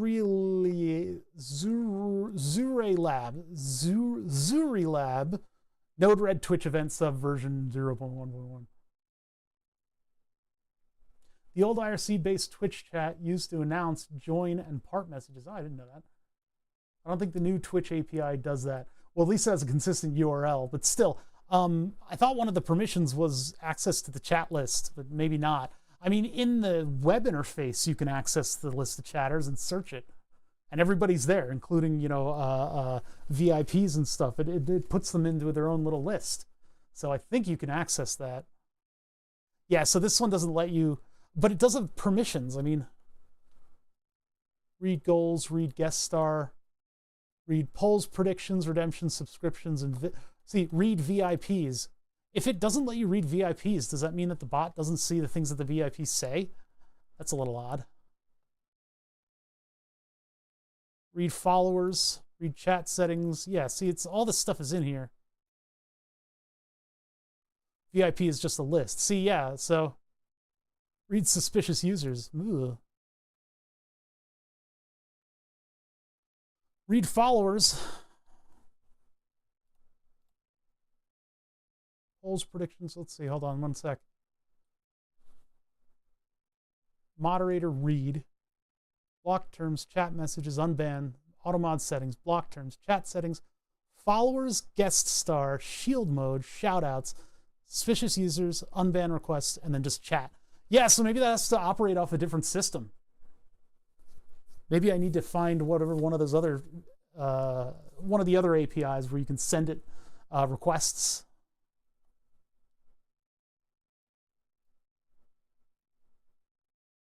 These are just strings and are not restricted by extension, but by Twitch API. Yeah, I'm not sure. These are all the things that you allow this bot to do. So, you want this link? You can check it out. There's not a whole ton of information about this. This is one of those things that just kind of works. Have you checked out Finite Singularity's Tua? He has a bunch of free tools for Twitch moderation. I have not, but you know, whatever. The whole point of this was to be toxic, but we can work on the light bulb thing here. So with the light bulb thing, I have a switch here that's going to peel off chat messages, right? I can turn this, instead of naming it that, we can call it event type. So the event type gets filtered out here, and then I can have additional event types sitting below this. So if I add one that's like a channel point redemption, so I'm going to add another one down here with add, and I think it's channel point redemption, but what I'm going to do is do a channel point redemption and see how it comes through. We can look up the API to do this too. It's more fun if we're actually physically manipulating Node-RED in order to give us all this debug information and looking at it directly. I like doing it direct. So grab that away, grab this, do an on-screen celebration with a yay emote, unleash. So there's, I think, SmithClay. Oh, we don't, our debug isn't plugged in properly. That's right. So that was SmithClay's message, but let's just take everything right now. We'll just take it all in. There's probably an on-screen celebration going on too. And then let's redeploy this so we can actually see what a thingy looks like, whatever that is. So I'm going to clear this, clear, and let's grab my infinite channel points and throw an on-screen celebration. And let's make it nice and celebratory and not demeaning to my content.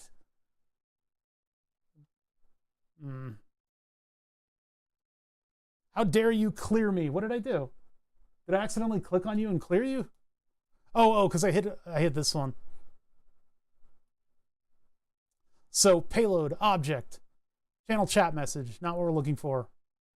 Object, channel chat message, not what we're looking for. Are we only getting chat messages? Channel chat message, where is my redemption? Yeah, I got it. So channel chat message seems to be pretty universal here. Are they connected to, I mean, the raw event? Let's look up the raw event up here. Oh, baby, I like it raw. Let's see. Shimmy y'all, shimmy yeah, shimmy yay. Null. Give me the mic so I can take it away. This is Brink. Brink says null. Huh? It should be Brink saying, how dare you clear me? How dare you clear me? There it is. How dare you clear me? So my thing didn't come in through here. Huh. Clear all. Let's give it a minute. Yeah, the celebration may not. There's a redeem highlight from Short Lurker. Fart box, WAV1, MP3, OG. You didn't put it in JSON, so it didn't overtake anything. Event type is still channel chat message, though.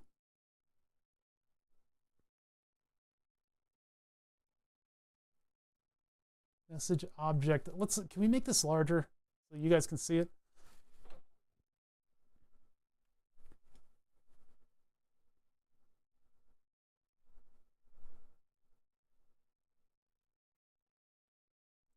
Message underscore type. Channel chat message. Raw event object. Broadcaster information. Blah, blah, blah. So yeah, this is what we really want to get into, is the raw event. But I thought the event type would change. Seems like everything it's getting is channel chat message.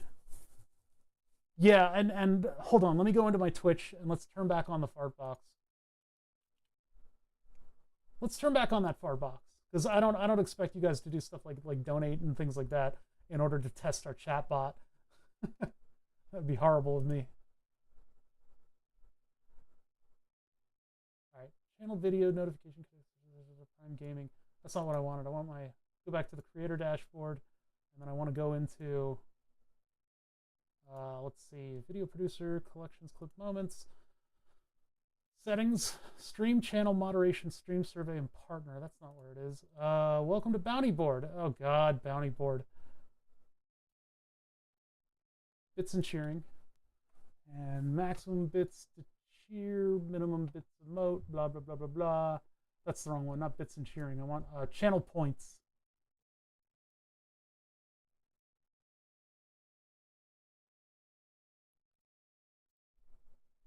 Where is this setting? I haven't been into this setting in a long time.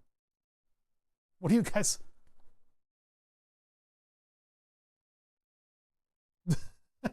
No, I don't think it'll come through properly. It's going to come through as like a string. Okay, hold on. You guys are like red hatting me right now. Overview research change discovery engagement rendering paint out. No. Where was that? Where's the bit settings? Hold on. It's like a money bag, but that's stupid bounties. Video editor, charity, extensions. Oh, here, viewer rewards. Power-ups and channel points. It's not channel. Yeah, channel points. Channel points display. Enable channel points. Manage power-ups and channel power-ups is a weird way of saying it. Message effects. Gigantified emote. On-screen celebration. And then down here, random fart. There it is. Bonk. Okay, so now that's back on. And I can go over here. And I can go this. Now I have infinite points, so you guys don't need to spend your points for this, but now we've redeemed a fart. Dun dun dun. All the way down here. after Brink GG's trying to break everything. Payload object, bonk. Event type, redeem. So there's our redemption. So event type, redeem. I don't know, should I split them off into their own thing and then I can call it what it is instead of having 50 different things? I could have them individually.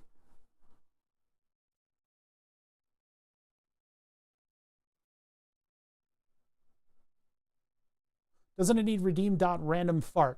For right now, it's just redeem because there can be other branches. I can have other channel point events. I only have one right now, but in the future I can do more. Let's do it individually because I think it'll explain itself better when I read this back. So this is event message.payload event type. I'll put another one down here. Rename this one to chat message. So that one's chat message. And this one is,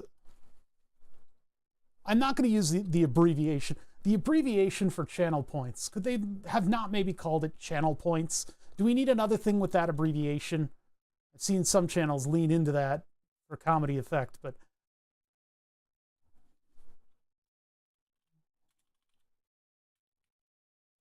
we'll do point redeem. And then this one is redeem, just redeem. And I can just branch that from the thing. So there will be like a bunch of branches down here that'll just be like total spaghetti code. And then, I mean, like from there, all I would need to do in order to get this thing to run properly is if we do the point redeem comes in, it can literally just do a trigger with a timer on it. So I can do like a 10-second delay or just a 1-second delay. Delay seconds 1, and then I can do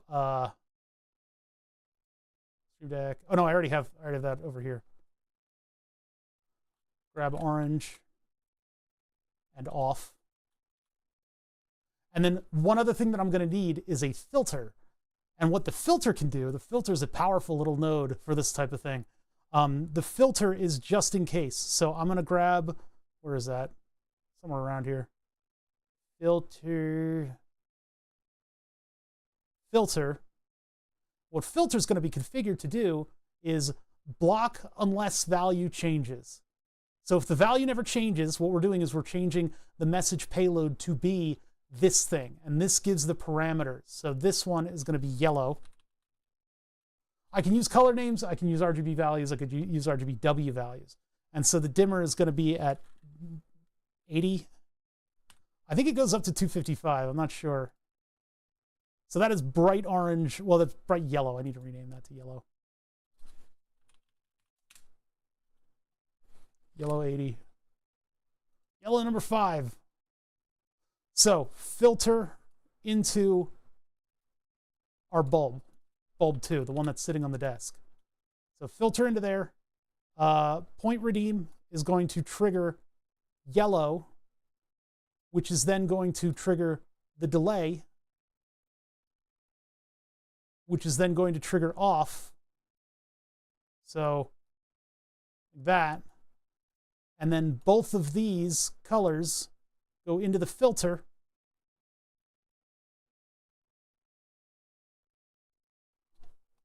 And you got a stew going. So now we hit that deploy. And when I redeem this channel point message here to do a fart, the LED lights up for 1 second and then turns off. Alternatively, I can put the chat message into another switch. Contains idea. So event and payload type. So payload channel chat message has already been done. So we need to go into what do we need to go into? We need to go into payload raw event, payload.raw event. Raw event, this is our first chat scraper.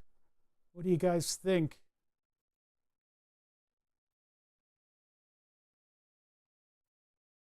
Message. Okay, raw event dot. I think this is how you do it. I'm kind of guessing here. Message dot. Capital message. No. Message. Payload raw event message. Why are you doing this in Node-RED? Because it's more fun. What are you talking about? I had a great time doing this. Node-RED is the front end. It's going to be the front end of a lot of the bot stuff that happens here. So, I mean, you know, I could toss this over to another bot, or another microcontroller or something like that, you know, at any stage of this. We're doing this in Node-RED to learn how to use Node-RED.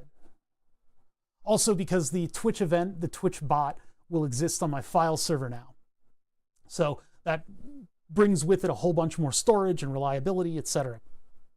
Oh, the next thing we need to do is actually get the smart status of the hard drive, so I can set this one up, this particular one up, as a warning LED for my server. So if any of the drives start going bad, this thing can start going psycho. How do we get to this? Okay, how do we get to this?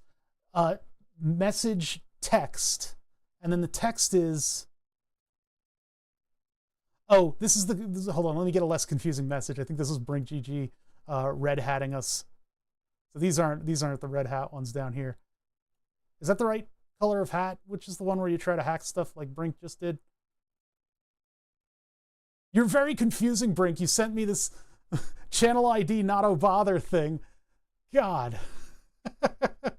The reward, no, not the reward. Wait, what was this? Oh, I clicked on a redeem by accident. Way down here. Yeah, let's do Tartan Trilby. That's a good message. So payload, and then payload raw event raw. I keep hearing Gollum in the back of my can. Oh, there goes my empty can. Message text. Okay. Message dot text. And then contains idea. I don't know if I have to put that in quotes. I don't think I have to do. Contains idea. How do I make it? Regex would probably be the way you would make it. Do multiple different things in case you capitalize it. Let's just add the same thing again, and it'll be contains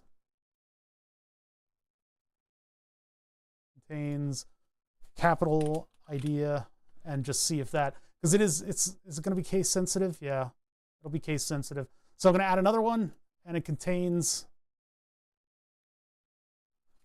idea, all in caps.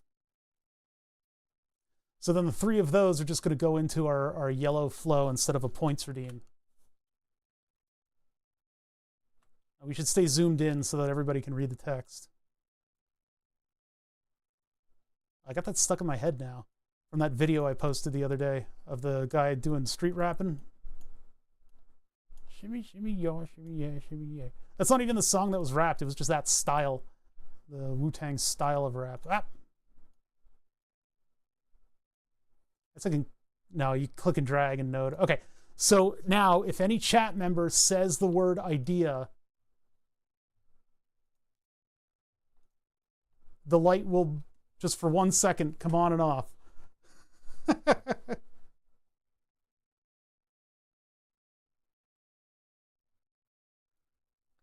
Oh yeah, you can hide it, you can nest it in there. Here's an idea, there it goes again.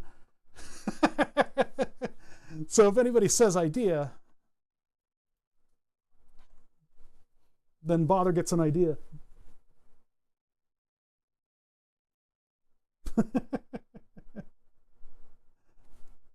Yeah, it does. It flickers a little bit. I don't know how I can smooth that out, because when it gets the... oh, I didn't do 3 eyes. 3 eyes does not Do it. I feel like heat when this thing turns on. Is that bad?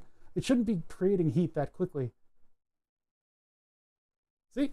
So that's the fun of Node-RED. So I can do all kinds of stuff like this now.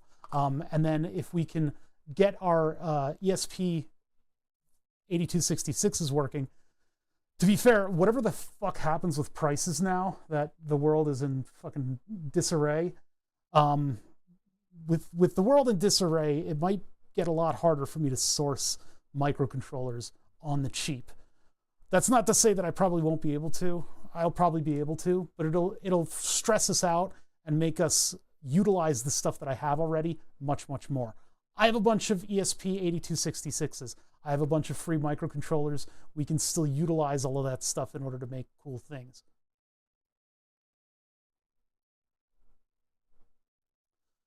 Should use the raw data.chat color for the bulb. It gives you the hex.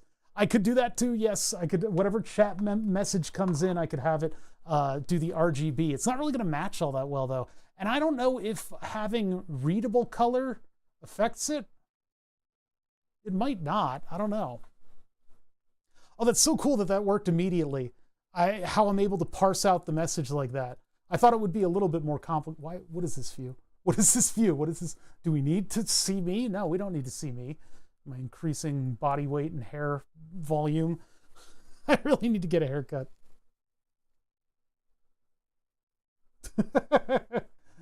Chat loves a good interactive layer. I'll give you that much.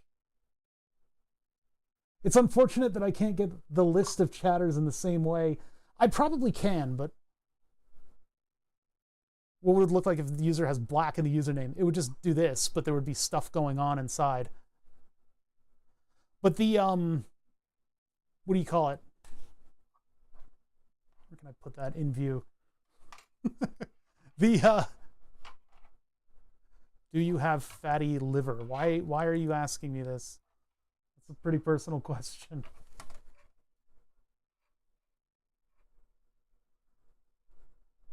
But no.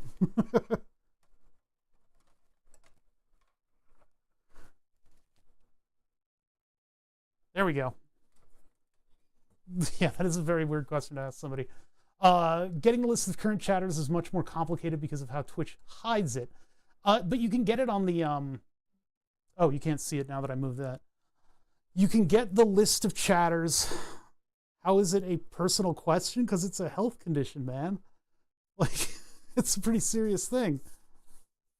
Hey, man, do you have cirrhosis? You don't just ask somebody that. Come on. How's your penis doing? Like, I'm not the crazy person here. Okay, anyway, the things on Twitch that it's just an IRC channel. You could get it. It could be wildly inaccurate. Yeah. But like you can still get it. It's like public. It's an IRC thing. There's also, I think, a slightly different. Well, the Richard Pryor answer to that question is to the left. I thought they moved away from IRC backend. I think they might have. There might be a different API that you can use in order to get a list of chatters with information. Currently, I'm using Event Sub, which is more of a response kind of thing. So stuff happens, and Event Sub comes back to me. But then I think there are other ways to do that, to get a list of chatters. I don't know if I get all the same information though. Because what I'm dealing with is one of those trade pop. I don't know, I'm female. It's look. I think there's a way that I can get that list. My original, the insemination of the idea came from me looking at this API and seeing that when somebody sends a chat message, they give you a lot of information. They give you information about the user that has things like, they give you like the image of their username. So you could have, what Gonad has essentially is you could have their username pop up and their user image pop up and then their chat message pop up, and you do all stuff like that. So I was thinking, like, what thing can I really scrape off of Twitch that would be like kind of embarrassing, but I don't want to just embarrass everybody. I want to embarrass the people that can take it, and the people that can take it are people who stream. And maybe they can't take it, but they should be able to take it, right? So the idea is that when somebody is in the chat message, they haven't even chatted, they haven't said anything yet, something will look up their username and figure out how many followers they have, and then it goes onto a list. And so on the screen, I could have the top chatters that didn't ask to be ranked. And the reason it's so funny to me is because it's extremely toxic, but it's going after the people that can take it, right? We're not victimizing people that haven't already put their nose out there in order to become popular on Twitch. And so when you guys wonder about Bother's humor and the deeper layers of it and why he's allowed to do certain things, is that I'm thinking about it on a deeper level. The people that I'm targeting, I'm not punching down, I'm punching up at giants. I think it would be very funny, and we could potentially embarrass a popular streamer if they're like if Djibouti Show just randomly opens up my stream, I'd be like, Djibouti Show takes the top of the list. And they're like, what the fuck? We didn't even say anything. How did he know we were here? So, so there are ways to make that one happen. And I think we should work on that at some point. Not Djibouti, the country, I know. I don't know why Justin chose that name. I guess he just wanted a silly name, but like, why do they name their stream after a country? But yeah, this thing is still, I mean, like, hey, we're still, it's still, her idea is if somebody in chat has an idea, the light bulb lights up. So we will be able to do stuff with either MQTT, which I think there's, MQTT in and out. So we will be able to hook up one of these things into an MQTT broker out that uses my server and simply broadcasts, hey, here's an MQTT with a username on it. But in addition to that, we can do some filtration here. So if the subscription redeem contains gift, or if it contains a regular name, and then we can make an MQTT message that'll go directly to burn the subs. Yes. Okay, so let me take a look at one more thing. That was the idea for today, was to make chat respond to the word idea. And unfortunately, my efforts to do it were too easy. Node-RED made this too easy. I can parse through, and every single one of those different things has the object inside of an object inside of an object. Turns out the JSON object inside of a JSON object, we just put it behind more dots. And that gets me, it drills me down into that specific category, which is really, really cool and powerful. Obviously, this is the initial jump into it, but as things continue, we can get more and more complex, and we can get deeper and deeper into these things. So even with Node-RED, if I have my little circular screen, I could potentially put an ESP, maybe even an 8266. I don't know if it can handle that, all those pixels, but what I could do is have the MQTT message be the image, and then I can have my ESP put that image onto the screen, so I can have a little medallion that will light up with the user's logo, right? Just one thing that I could potentially sort of cobble together in order to make more fun stuff that you guys can interact with in the chat. You can see, I mean, you guys can see, we got 77 people from last miles, and a lot of them have stuck around, which is amazing. You don't typically see that. Usually you get the bolus of users, and then it's your own difference between you and the streamer. People just go, they've already watched a 6-hour stream, they're tired, they leave, or they hate you and they leave, or they subscribe to you but out of hate, but they leave. So they go away, and then you don't have a lot of people watching. We've got a huge number of people still watching, so that's really cool. Yeah, giving you guys that interactivity layer, though, that is when the chat started to really light up and move. So when I first made, even when I just first hooked up Twitch sub and looked at messages, people were typing in there in order to see their message on screen. So more stuff like that, more people to retain, more interaction from chat. Look into my ball, my handprint ball. Ah!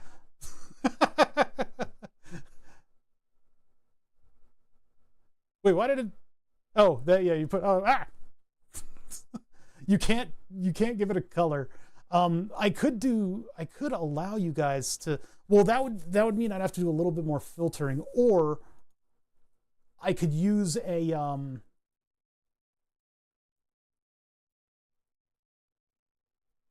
chat message idea, and then I can give you guys an RGB. How would I do that? I would need to get it out of, possibly not using a switch.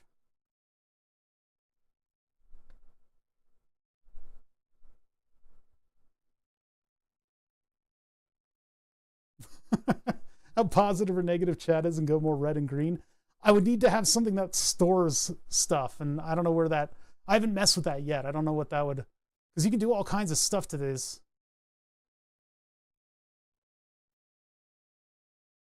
So if I took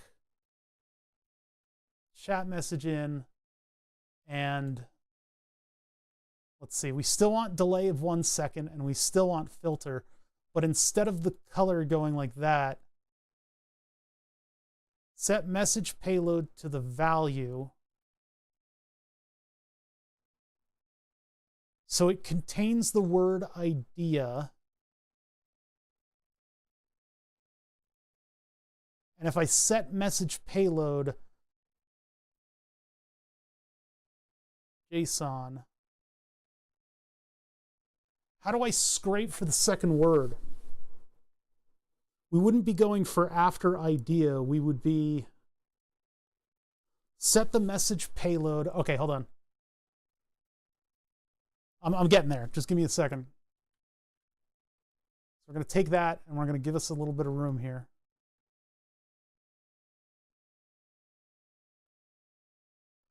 That's the idea. Yeah, it would be we'd change the message. So we change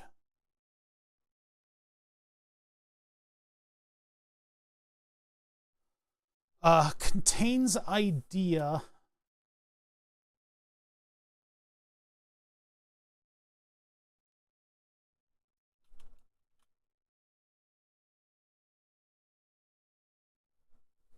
Text dot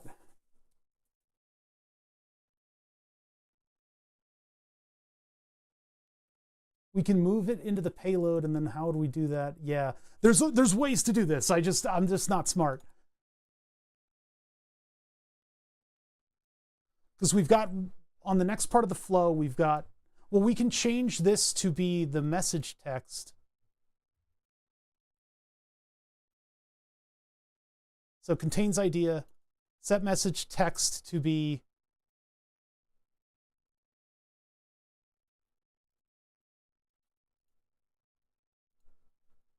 no, hold on. To be the JSON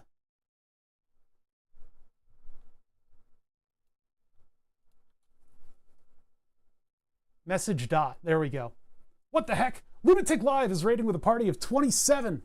Oh, guys, let me, hold on. This hasn't been deployed yet. What we already have going on, we're using a program called Node-RED. Lunatics. I was watching Louis the other day. Lunatics, how you doing? We're working on the chat interactivity in my stream. So what's going on right now is we set up something called Tasmota, and Tasmota allows me to do all of my lighting stuff. So when I go to the spring arm view, this view, you can see my third point of lighting, the 3 points of lighting needed in production. The third point of lighting turns on and off automatically. If I go to my face cam, this light turns off so that you're not blasted by all the light coming out of my face cam, right? So that's one thing that I have going on here, and I use a program called Node-RED. Node-RED is flows. You get something happens, and then a flow happens, right? I got a plugin in OBS that's managing that. So when I switch scenes, it's looking for a particular word in the scene that tells it whether or not I want this light on. That's the kind of stuff that we do here. We're doing crazy chat interaction stuff now. So yesterday, my moderator, Fadanon, finally helped me in a way that big dumb me was able to understand, and we were able to get a node in Node-RED that represents the Twitch API. So now, things that happen on Twitch are coming in here, they're coming in hot, they're coming in here, and they are going through my Node-RED flows. And what we did is we set it up so that if the thing that I'm getting contains a chat message, and that chat message contains idea, so 3 different types of text that contain idea, it will turn my light bulb on. So what it does is it activates yellow, the bright yellow. Bright yellow goes to 2 places. It goes to a 1-second delay, and it goes to a filter. The filter makes sure that the same text doesn't, or the same message doesn't come in twice. So you can't double activate, you can't double deactivate. That's just being clean. But so that it filters, and then it goes to the bulb. And so yellow goes to the bulb, and then 1 second later, yoop, the off command is initiated. So if you guys say idea in my text, I get a light bulb over my head.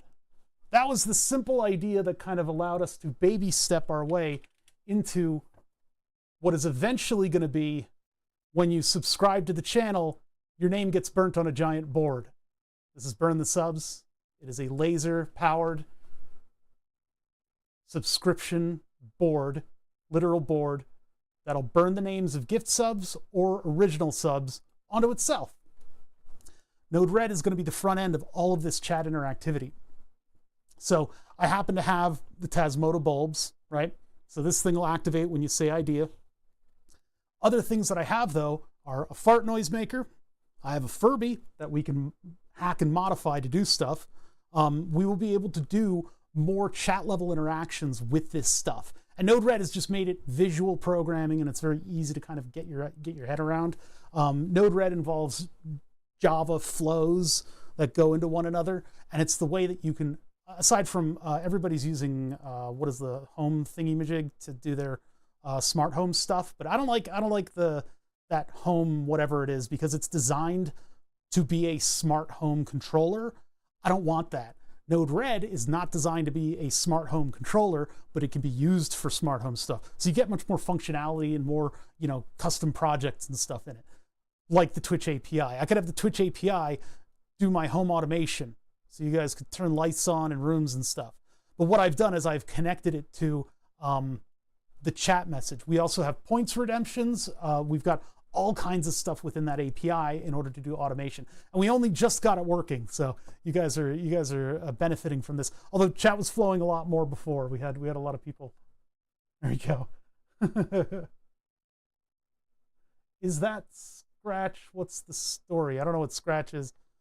So yeah, that's the kind of stuff that we get up to around here, or at least I used to get up to until we had this big interim of more complicated projects. I've got circuit boards that I got to be designing and stuff like that. But, right now what we're trying to do is make it so that if you guys say idea and then give me an RGB afterwards, this thing will light up the color of your choice. So I'm figuring out, and I don't know anything about Node-RED. I don't know nothing about nothing.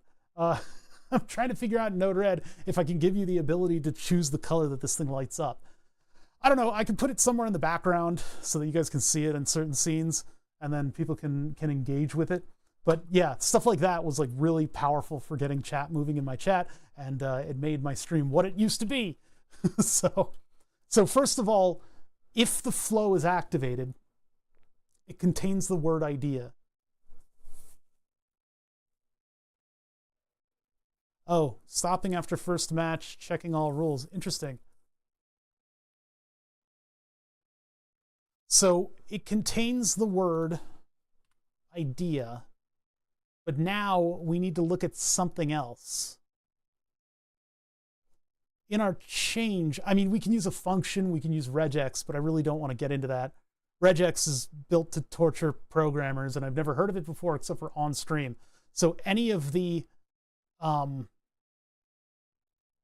do you call it? Any of my knowledge of regex is purely from just being tortured by it.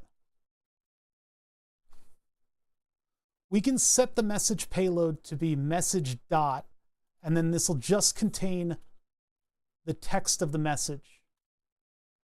So what we're doing is we're scraping off the rest of the payload so that it only contains message text.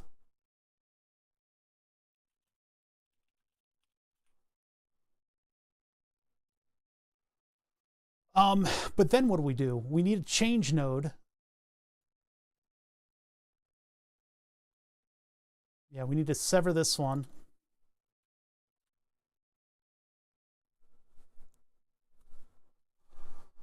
what do we do? We set, change, delete, or move.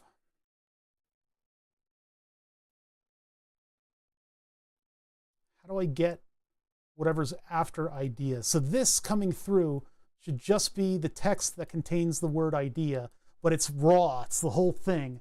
I want idea RGBW. I mean, I could, inside of your messages, by the way, is also the color of your username. So that's like down here, down in the raw event. Although all of these colors, well, it's because it's flatulent gonad saying the thing every time. my only chatter. I could make it the color of the screen name using that, or I can do whatever is after idea, the word after idea I want to get. Can I do that?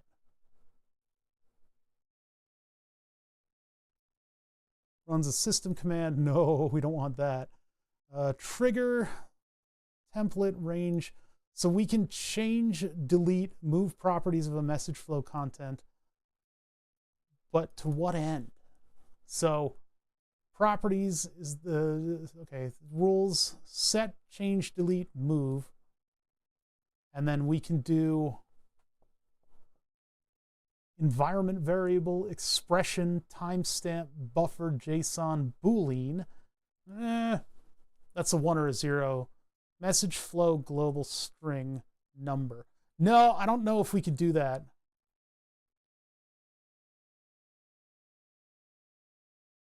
What else do I have over here? Sort, batch, split, parse it into something. I've got a nighttime detector because I use these to grow plants. I have these plug-in switches that I plug in, and then I've got one of the flows on the other page there is just a when it's evening or morning. I actually also have one that turns off this light at 3 a.m. I turn this light as just like a nighttime if I'm in the shop at night. And so at 3 a.m. it automatically turns it off. It's like, nope, you're done. Not plants, not plants. No, no, no.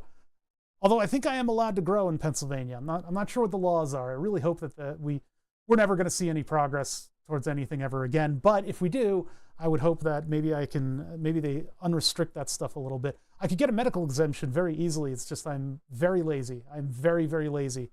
And I haven't gone through all the steps to get a medical exemption. I mean, maybe function.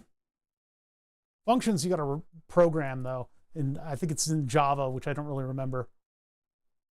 We have no idea what you mean. And then this thing lights up. Yeah. I mean, I guess I could do it with a function. I don't really know about programming functions. I got to read up about it. So it brings roads and actually survive the winter now. We don't get roads in Pennsylvania. We have more freeze and thaw cycles than any other state. And so that apparently does a number on our roads. And there's a lot of privately owned roads too. So no, cars don't work out here. Yeah, I don't really know how to do this with switches and changes. Like if I look for idea, but then I got to pry off the next number and add that in the payload. So I think it needs to have a function in order to build up this JSON. Because I need like a variable in here. And I don't think I can set the message payload to that.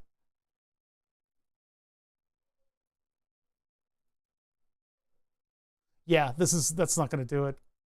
I can't have like a... Wait a minute. Aha! Search for something and replace it with something else. Search for idea. That doesn't work. No, that doesn't work. I need to go like right after it. Idea space. But then it's not like I have a cursor that I'm prying off. I could search for, oh no, that's not like a specific RGB value. That would be ridiculous. A regular expression. Oh God.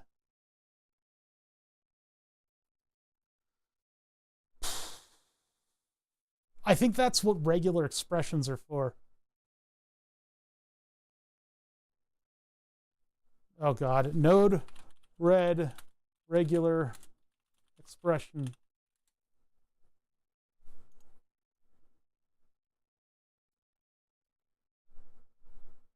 Oh, I hate it. Oh, I hate regex so much. This is apparently here. Where's the red? What was that site?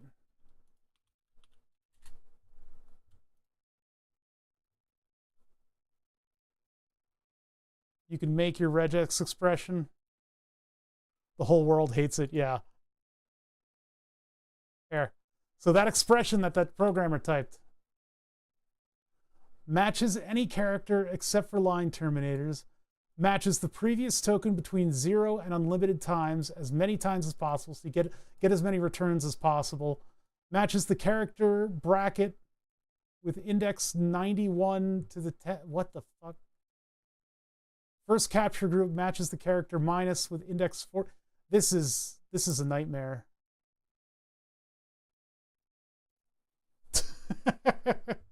That's what you can do with regex. It's a weird system of programming very specific kind of text parsing functions.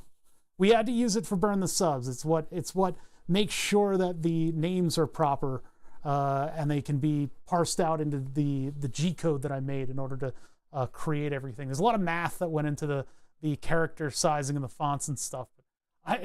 Geez, I'm not gonna get into regex today. I think we probably would have to do that in order to do that node red. Oops, one sec, that was wrong. I want to bring node red back up, and I want to just put the flow back to where it was. Sorry, I'm a little discombobulated. We've been doing this for a couple hours now, 3 hours and 50 minutes. So things are. My brain is not working.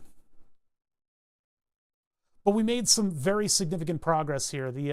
The move to get everything onto node red has been made. The die has been cast, and now we all know our places in the final confrontation, and I can get this stuff working again. We can resurrect the fart box, and I can make it respond to channel point farts.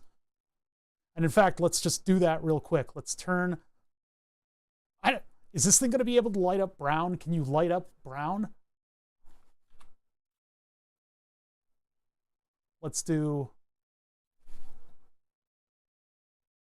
fart poop, fart, no, just fart poop, and then dimmer 80 color brown. Brown is an orange, it's a shade of orange, but I don't know if my fart poop is going to respond to that. So I'll put fart poop over here. I'll just, actually, you know what?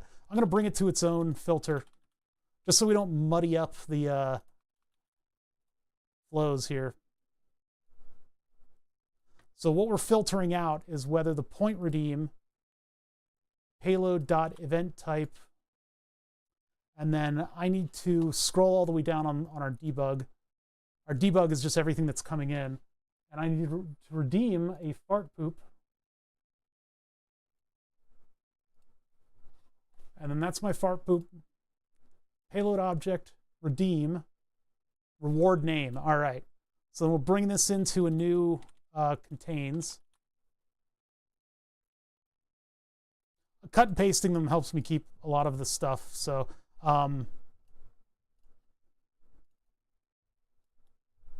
event type,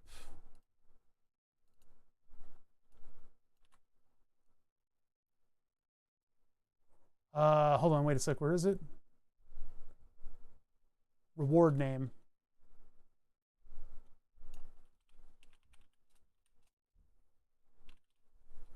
And then random fart. Random space fart. Random fart. Done. Oops.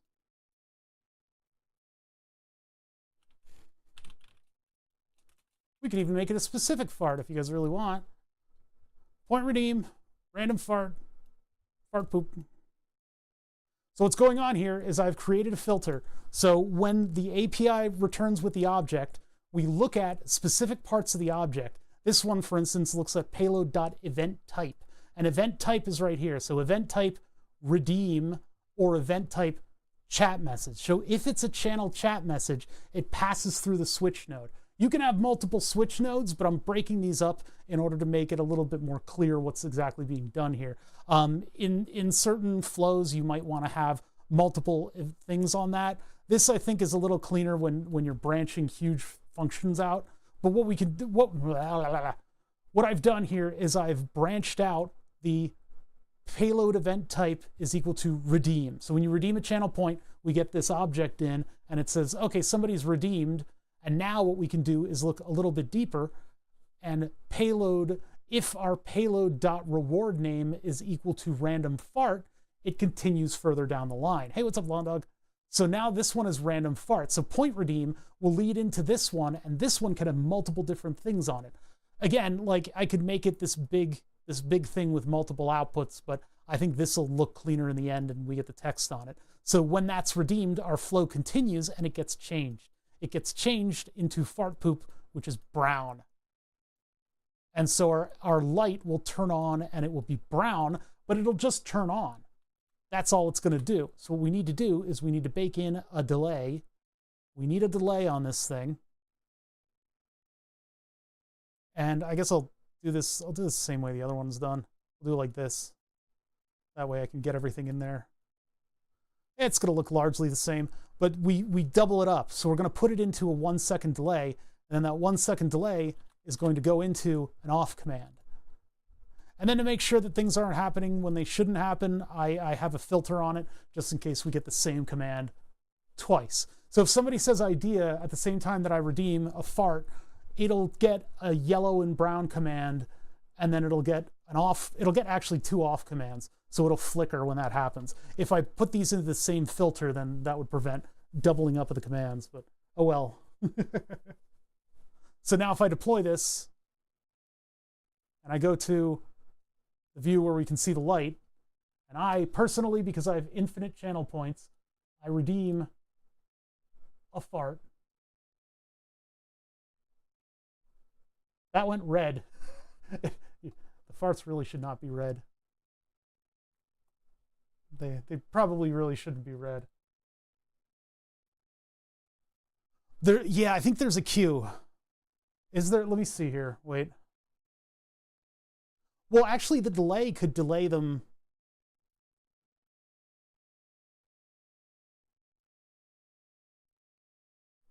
Where is that? That's not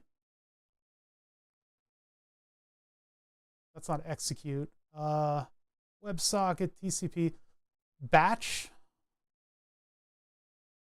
creates sequences of messages based on various rules. I think batch might be what I'm looking for. There's going to be trouble if it's red. You thought you farted, but you really crapped your pants. Well, then why was it red? This is my linear motivator. This is a pipe wrench for like hardcore plumbing pipes. Came in handy for like when I was doing fire stuff, and it comes in handy for car stuff sometimes. Although this is sort of one of the last solutions for getting a bolt out. But this thing we were using to get rid of the end cap on the light bulb, so we could go in there and reprogram it to work with Tasmota. But what if? Okay, so batch.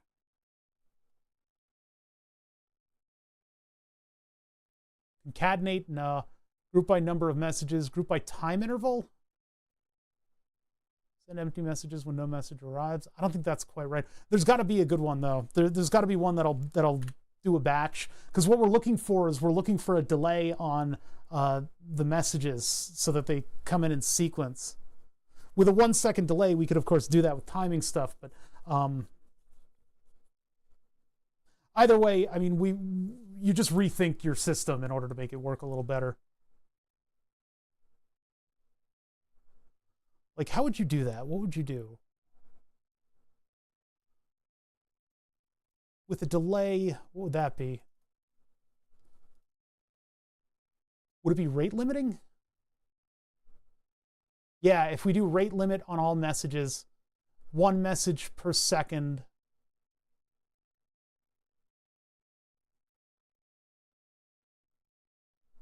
Queue intermediates. That would be it. I guess it could be a type of debounce, but this is a delay. It's a rate limit delay, so we're keeping it from over I don't know, overtasking something.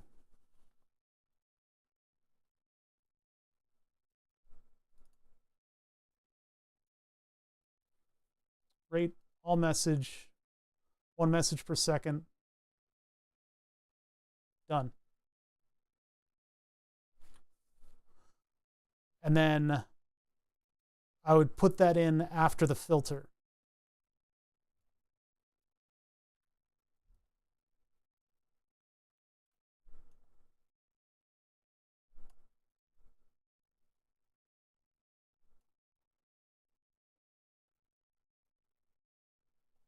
So then with that,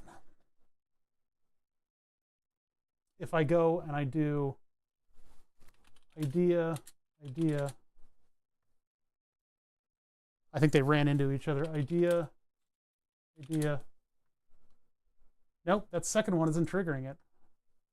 Oh, it isn't. No, that should turn off and then turn on.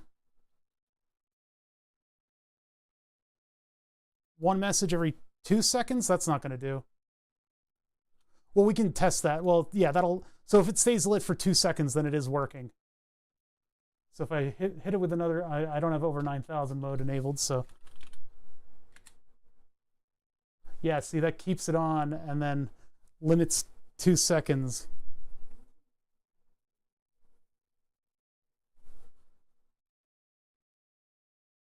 We can make it half a second.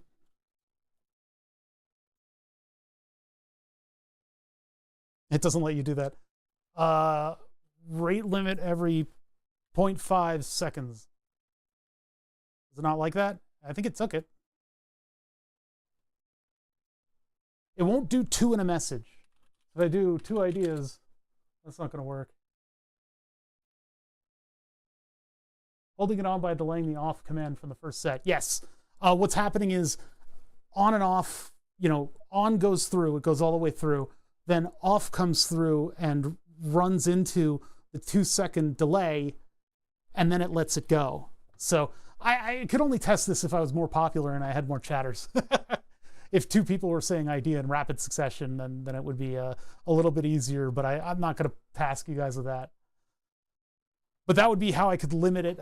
For some reason, though, when I said idea twice, it wasn't holding on to the message. So I don't know, it wasn't working. It might have, would it have not gotten past the filter? I think that's it. The filter is what's limiting it. That's why I'm not getting, because if it sends on and then it sends on from another user before it sends off, then, you know, that's going to run into this filter here. So instead of having that filter there, we're here, we're just listening. I appreciate it. I really do. You guys are under no obligation to have to chat or placate me in any way. I'm perfectly happy that you guys are listening.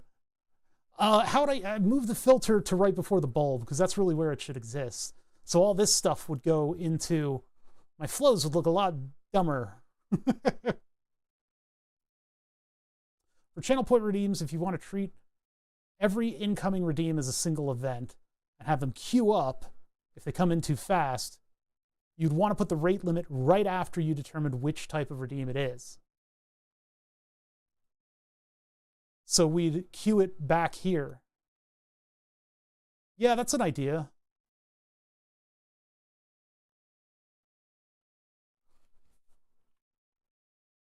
And then I could keep these a little bit more separate and it would look good. Well, the point is that this works. Yeah, so we'd use a rate limit somewhere. Duplicate message filtering is on, it's stopping me. Oh, sorry. I'm the streamer. You got to come up with new and creative ways to work idea into your sentence. Sorry. Having you guys be the arbiter of this is. But see that? I love it. Every time somebody says idea, we get a like one second little thing. Floy. Okay. All right, there. So that's just back to where it was. I think my brain is turning into mush. I think I'm done. But this works now, and I have a complicated way that I can filter messages around. I should do a sponsor stream and then have some kind of an interaction with the light that. And then in the middle of that, I can redeem a fart. Oh, why is that red? I told it to be brown and it puts red It should be more of an orange. Good stuff. All right. So the things that we still need to do is we need to, I believe the direction that we're going to go in now is we're going to go towards the channel point fart redeemer, because not having those for as long as we have has been nice, but it's time to start annoying me again. The channel point fart box in the title will also sounds a little bit explicit. So intensity is still at 80, might need less for brown. I can't imagine what a brown light looks like, but yeah, it's the other part is that the LEDs aren't visually graded, which was something that we were able to do with our LED stuff in the Arduino. There exists in the public for LED strips. You can have it graded to the human vision system so that you're not using up all of your battery and stuff. Yeah, and brown is very hard to do with lighting. It's a very subtle thing. We're familiar with brown, at least I am, because I'm constantly picking up my dog's poop. But it is instead, it's actually a shade of orange. We can move towards the fart box because it sounds hilarious. Yeah, that's I'm thinking about that while I'm talking about it. That Tech Connections video on brown is mind-boggling. It's really, really cool, and I didn't know any of that. In the fart box is an ESP8266. So this is an important step towards the interactivity layer. I call it the interactivity layer. It's stuff you guys can do to bother. And we can make all kinds of cool little things that'll piss me the F off. One of them that I'm thinking about uses these guys. We will need a solenoid kicker, an ESP, and these guys, these little emotes that were printed out for me. Another one, another redeem, the fart box. So we can go into the fart box and we can throw code at it in order to turn it into some kind of MQTT listening device. The rest of the code can redeem either a random fart or a specific fart, depending on what kind of objects we are passing in. I don't know what that code's going to look like right now. It scares me a little bit, which is why it's a project that's worth doing. I think it's going to be very similar to the code that we already have in there. We have a parser. We have a JSON parser in there. So whatever MQTT is hitting it with, and we can look to see if we can find like an Arduino library. There has to exist something like that. If it is a thing that is a thing, then it exists in Arduino. Cade Monk, how's it going? Hey, we had some pretty cool raids today. We had a Lunatic Live raid, and we had a Last Miles raid, and they were both meaty raids, and I thank both of them from the very cockles of my heart. Yeah, random for none or channel point message. That's a good idea. Yeah, we could work on that. Just put like fart number. I don't know how we can parse that out. Well, we could pass the message all the way to the microcontroller, but that's somebody's going to exploit that and like blow up my house, right? Somebody's going to put some kind of a bracketed message in there, and it's going to cause the microcontroller to blow up my house. So maybe we have to filter it through Node-RED. So I'll have to think about how that stuff works. I got to learn a little bit about functions. Yeah, if it contains a number, pass the number. I don't know how to do that. You do that with functions, I think, in Node. But yeah, ideas are abound because we're getting into new stuff. But this stuff is going to definitely kick off a whole bunch of really cool stuff in here. So stay tuned. We will intersperse that work with circuit board designs. I almost lost my life. My bulb almost fell down. You guys aren't having very good ideas. I'll have to put it in. There we go. All right. So I didn't do the end card, but I'm going to put it up anyway. It's going to say next stream hours ago, but you guys know it'll be Thursday. It'll be Thursday when I stream next. There's the end.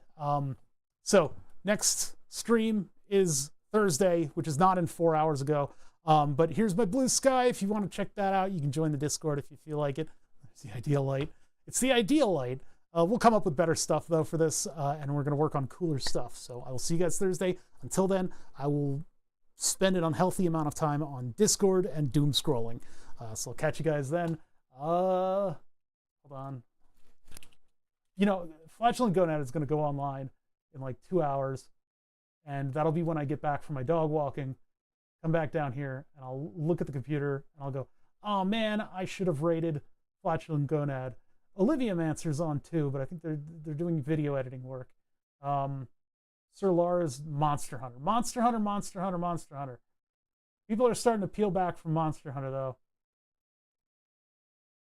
But is probably role-playing.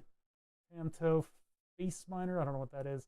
All right, yeah, all right. We're not going to rate anybody. Who's at the bottom of my list right now? Sci-Fi. Okay. Yeah.